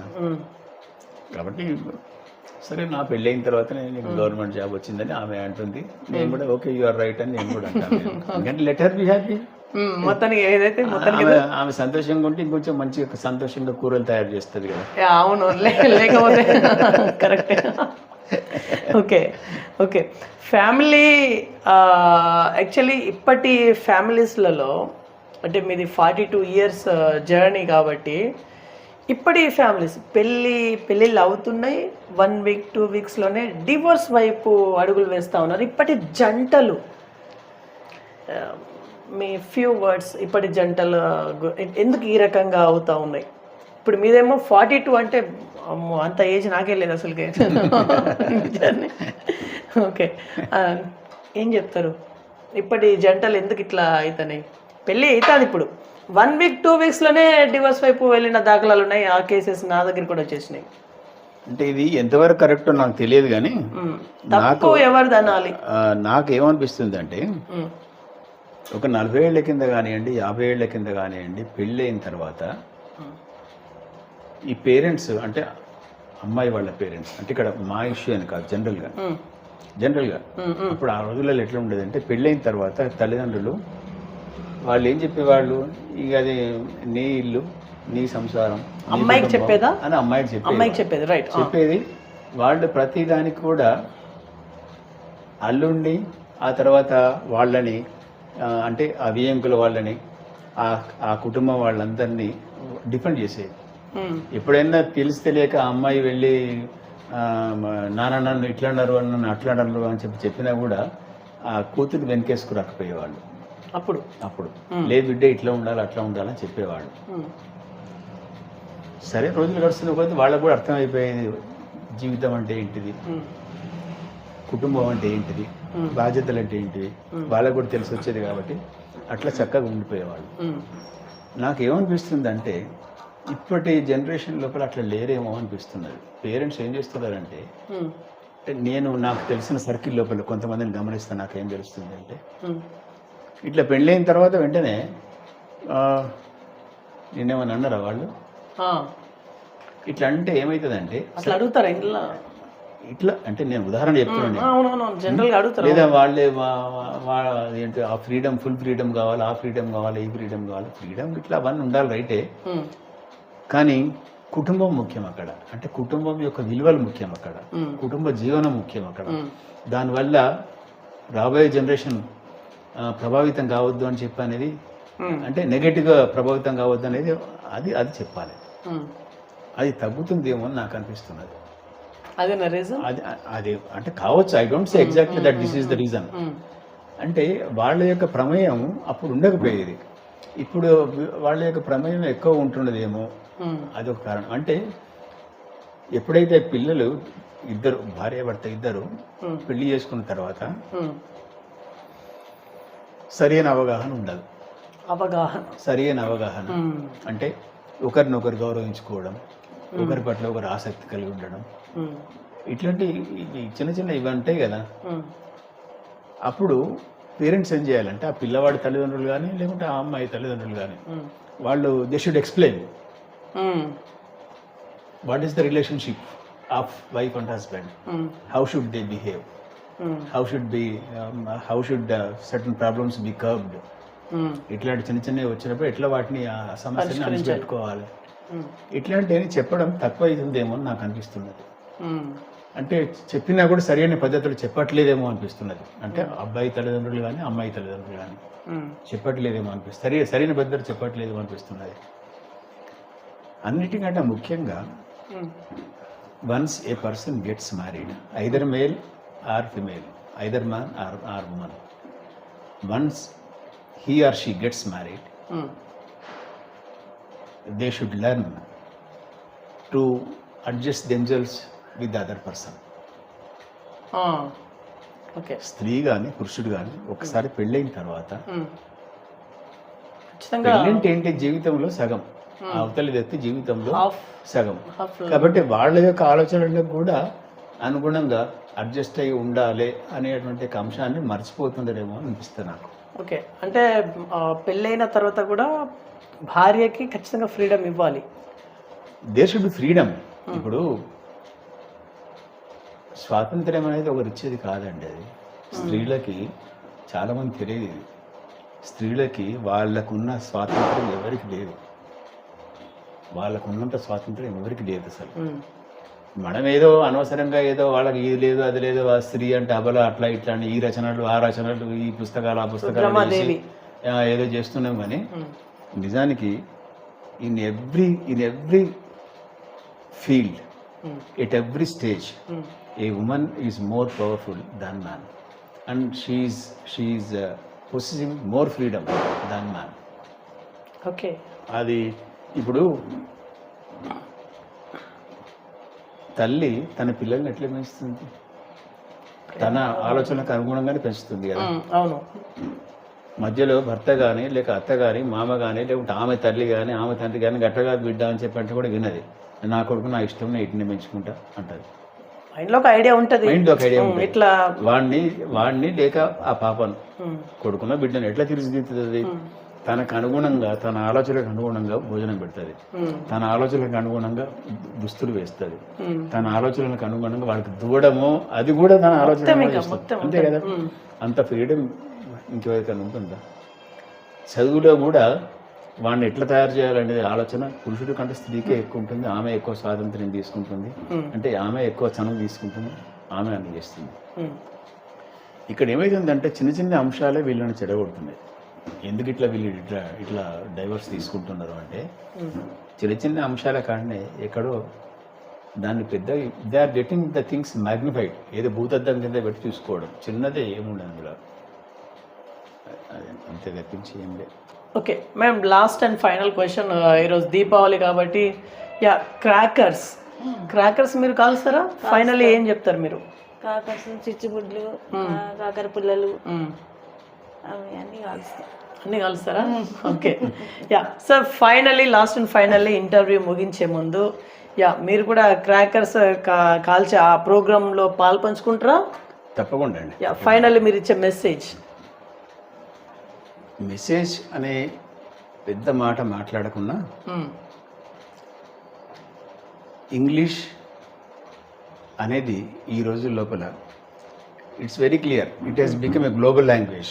అవును, global language. It has become international language, a link language, and it is like petro products, it is like electronics ఉపయోగించకుండా, పెట్రోల్ ప్రోడక్ట్స్ ఉపయోగించకుండా, పెట్రోల్ ఉత్పత్తులను ఉపయోగించకుండా మనం ఒక్కరోజు కూడా జీవితం గడపలేము. మనం the very mobile is electronic one. అవును, ఇది ఎంత ప్రభావం మన పైన కలిగి ఉన్నదో మనందరికీ తెలిసింది. నేనేమంటున్నా అంటే ఆంగ్ల భాష అనేది వీటన్నిటికంటే ఎక్కువ. మన ఉదయం నుంచి రాత్రి వరకు without using an English word you cannot spend even a single day. పసిపిల్లల నుంచి మొదలుకుంటే వృద్ధుల వరకు ప్రతి ఒక్కరూ ఆంగ్ల భాషను తప్పకుండా ఏదో ఒక రకంగా ఉపయోగిస్తూనే ఉన్నారు.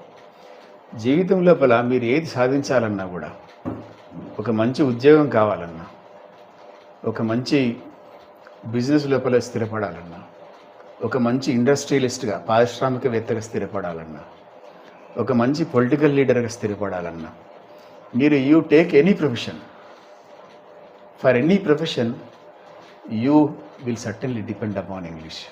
తప్పకుండా ఆంగ్ల భాష పైన ఆధారపడాల్సి వస్తుంది. ఆంగ్ల భాషను నేర్చుకోండి, లెర్న్ ఇట్ సిస్టమేటికల్లీ. సెలెక్టివ్గా నేర్చుకోవద్దు. సెలెక్టివ్గా ఏదో కొన్ని పదాలు నేర్చుకుంటే వస్తుంది కదా అనుకోవద్దు. అది మీ ఛానల్ పేరు అట్లా సెలెక్టివ్గా నేర్చుకుంటే అది అంతవరకే ఉండిపోతుంది. కొంతమంది ఏం చేస్తారు, పరీక్షల కొరకు కొన్ని సెంటెన్సెస్ మగప్ చేస్తారు, అంటే జ్ఞాపకం చేస్తారు. And with the help of those mugged up sentences how long you survive? అట్లా ఏమంటాం, పట్టిన వాక్యాలతోని ఎంతకాలం గడుపుతారు మీరు? ఆంగ్ల భాష అనేది ఎట్లా ఉండాలంటే ఒక చెలిమలో నీరులాగా ఉండాలి. అది చెలిమలో నీరు ఉంటుంది చూడండి, అది మనం తోడిన కొద్దీ ఊరుతూనే ఉంటుంది. అది చెలిమ లోపల నీరు, అది మనం తోడిన కొద్దీ ఊరుతూనే ఉంటుంది. అదే కుండలో నీరు ఆ 4-5 సార్లు తాగిన తర్వాత ఆ నీళ్ళు అయిపోతాయి, ఇక మనకు నీళ్ళు ఉండవు. అట్లాగే మగ్డప్ సెంటెన్సెస్ హౌ లాంగ్, ఎంతకాలం? ఏదో కొంత టైం వరకు ఉపయోగిస్తాం. ఆ తర్వాత మళ్ళీ మన యొక్క సొంత పరిజ్ఞానం అయితే అవసరం కదా. దానికోసమని ఇంగ్లీష్ని సిస్టమాటిక్గా నేర్చుకోండి, ఓపికగా నేర్చుకోండి, చాలా ధ్యాసతో నేర్చుకోండి, చాలా భక్తితో నేర్చుకోండి. అది ఏదో నేర్చుకోవాలి కదా అని మొక్కుబడిగా కాకుండా దానిపైన ఆసక్తితో నేర్చుకోండి. అప్పుడు ఇంగ్లీష్ మీకు దాసోహం అంటుంది. అది మీరు ఒక్కసారి కనుక ఇంగ్లీష్ పైన కమాండ్ కనుక వచ్చినట్లయితే you can do wonders, you can do miracles. English will help you like that. It comes to your rescue like that. I wish you all the best. నేను ఈ సందర్భంలో బీవీఆర్ టీవీ యాజమాన్యానికి చాలా ఆత్మీయంగా వచ్చి ఇంటర్వ్యూ చేసినటువంటి దీపావళి సందర్భంగా మా ఇంటికి వచ్చి మమ్మల్ని పలకరించి ఆత్మీయంగా మాట్లాడి ఒక మంచి మిత్రుల్లాగా, ఒక మంచి ఆప్త బంధువులాగా ఈ కొద్దిసేపైనా మాతో ఉన్నటువంటి మిత్రులు వెంకట్ గారికి, అందరికీ చూస్తున్న మీ అందరికీ ధన్యవాదాలతో సెలవు. Happy Diwali to all of you. Happy Diwali. Right, so ఇది వాళ్ళ ఇన్ఫర్మేషన్. చూస్తుండండి BVR TV news. Until then bye, take care.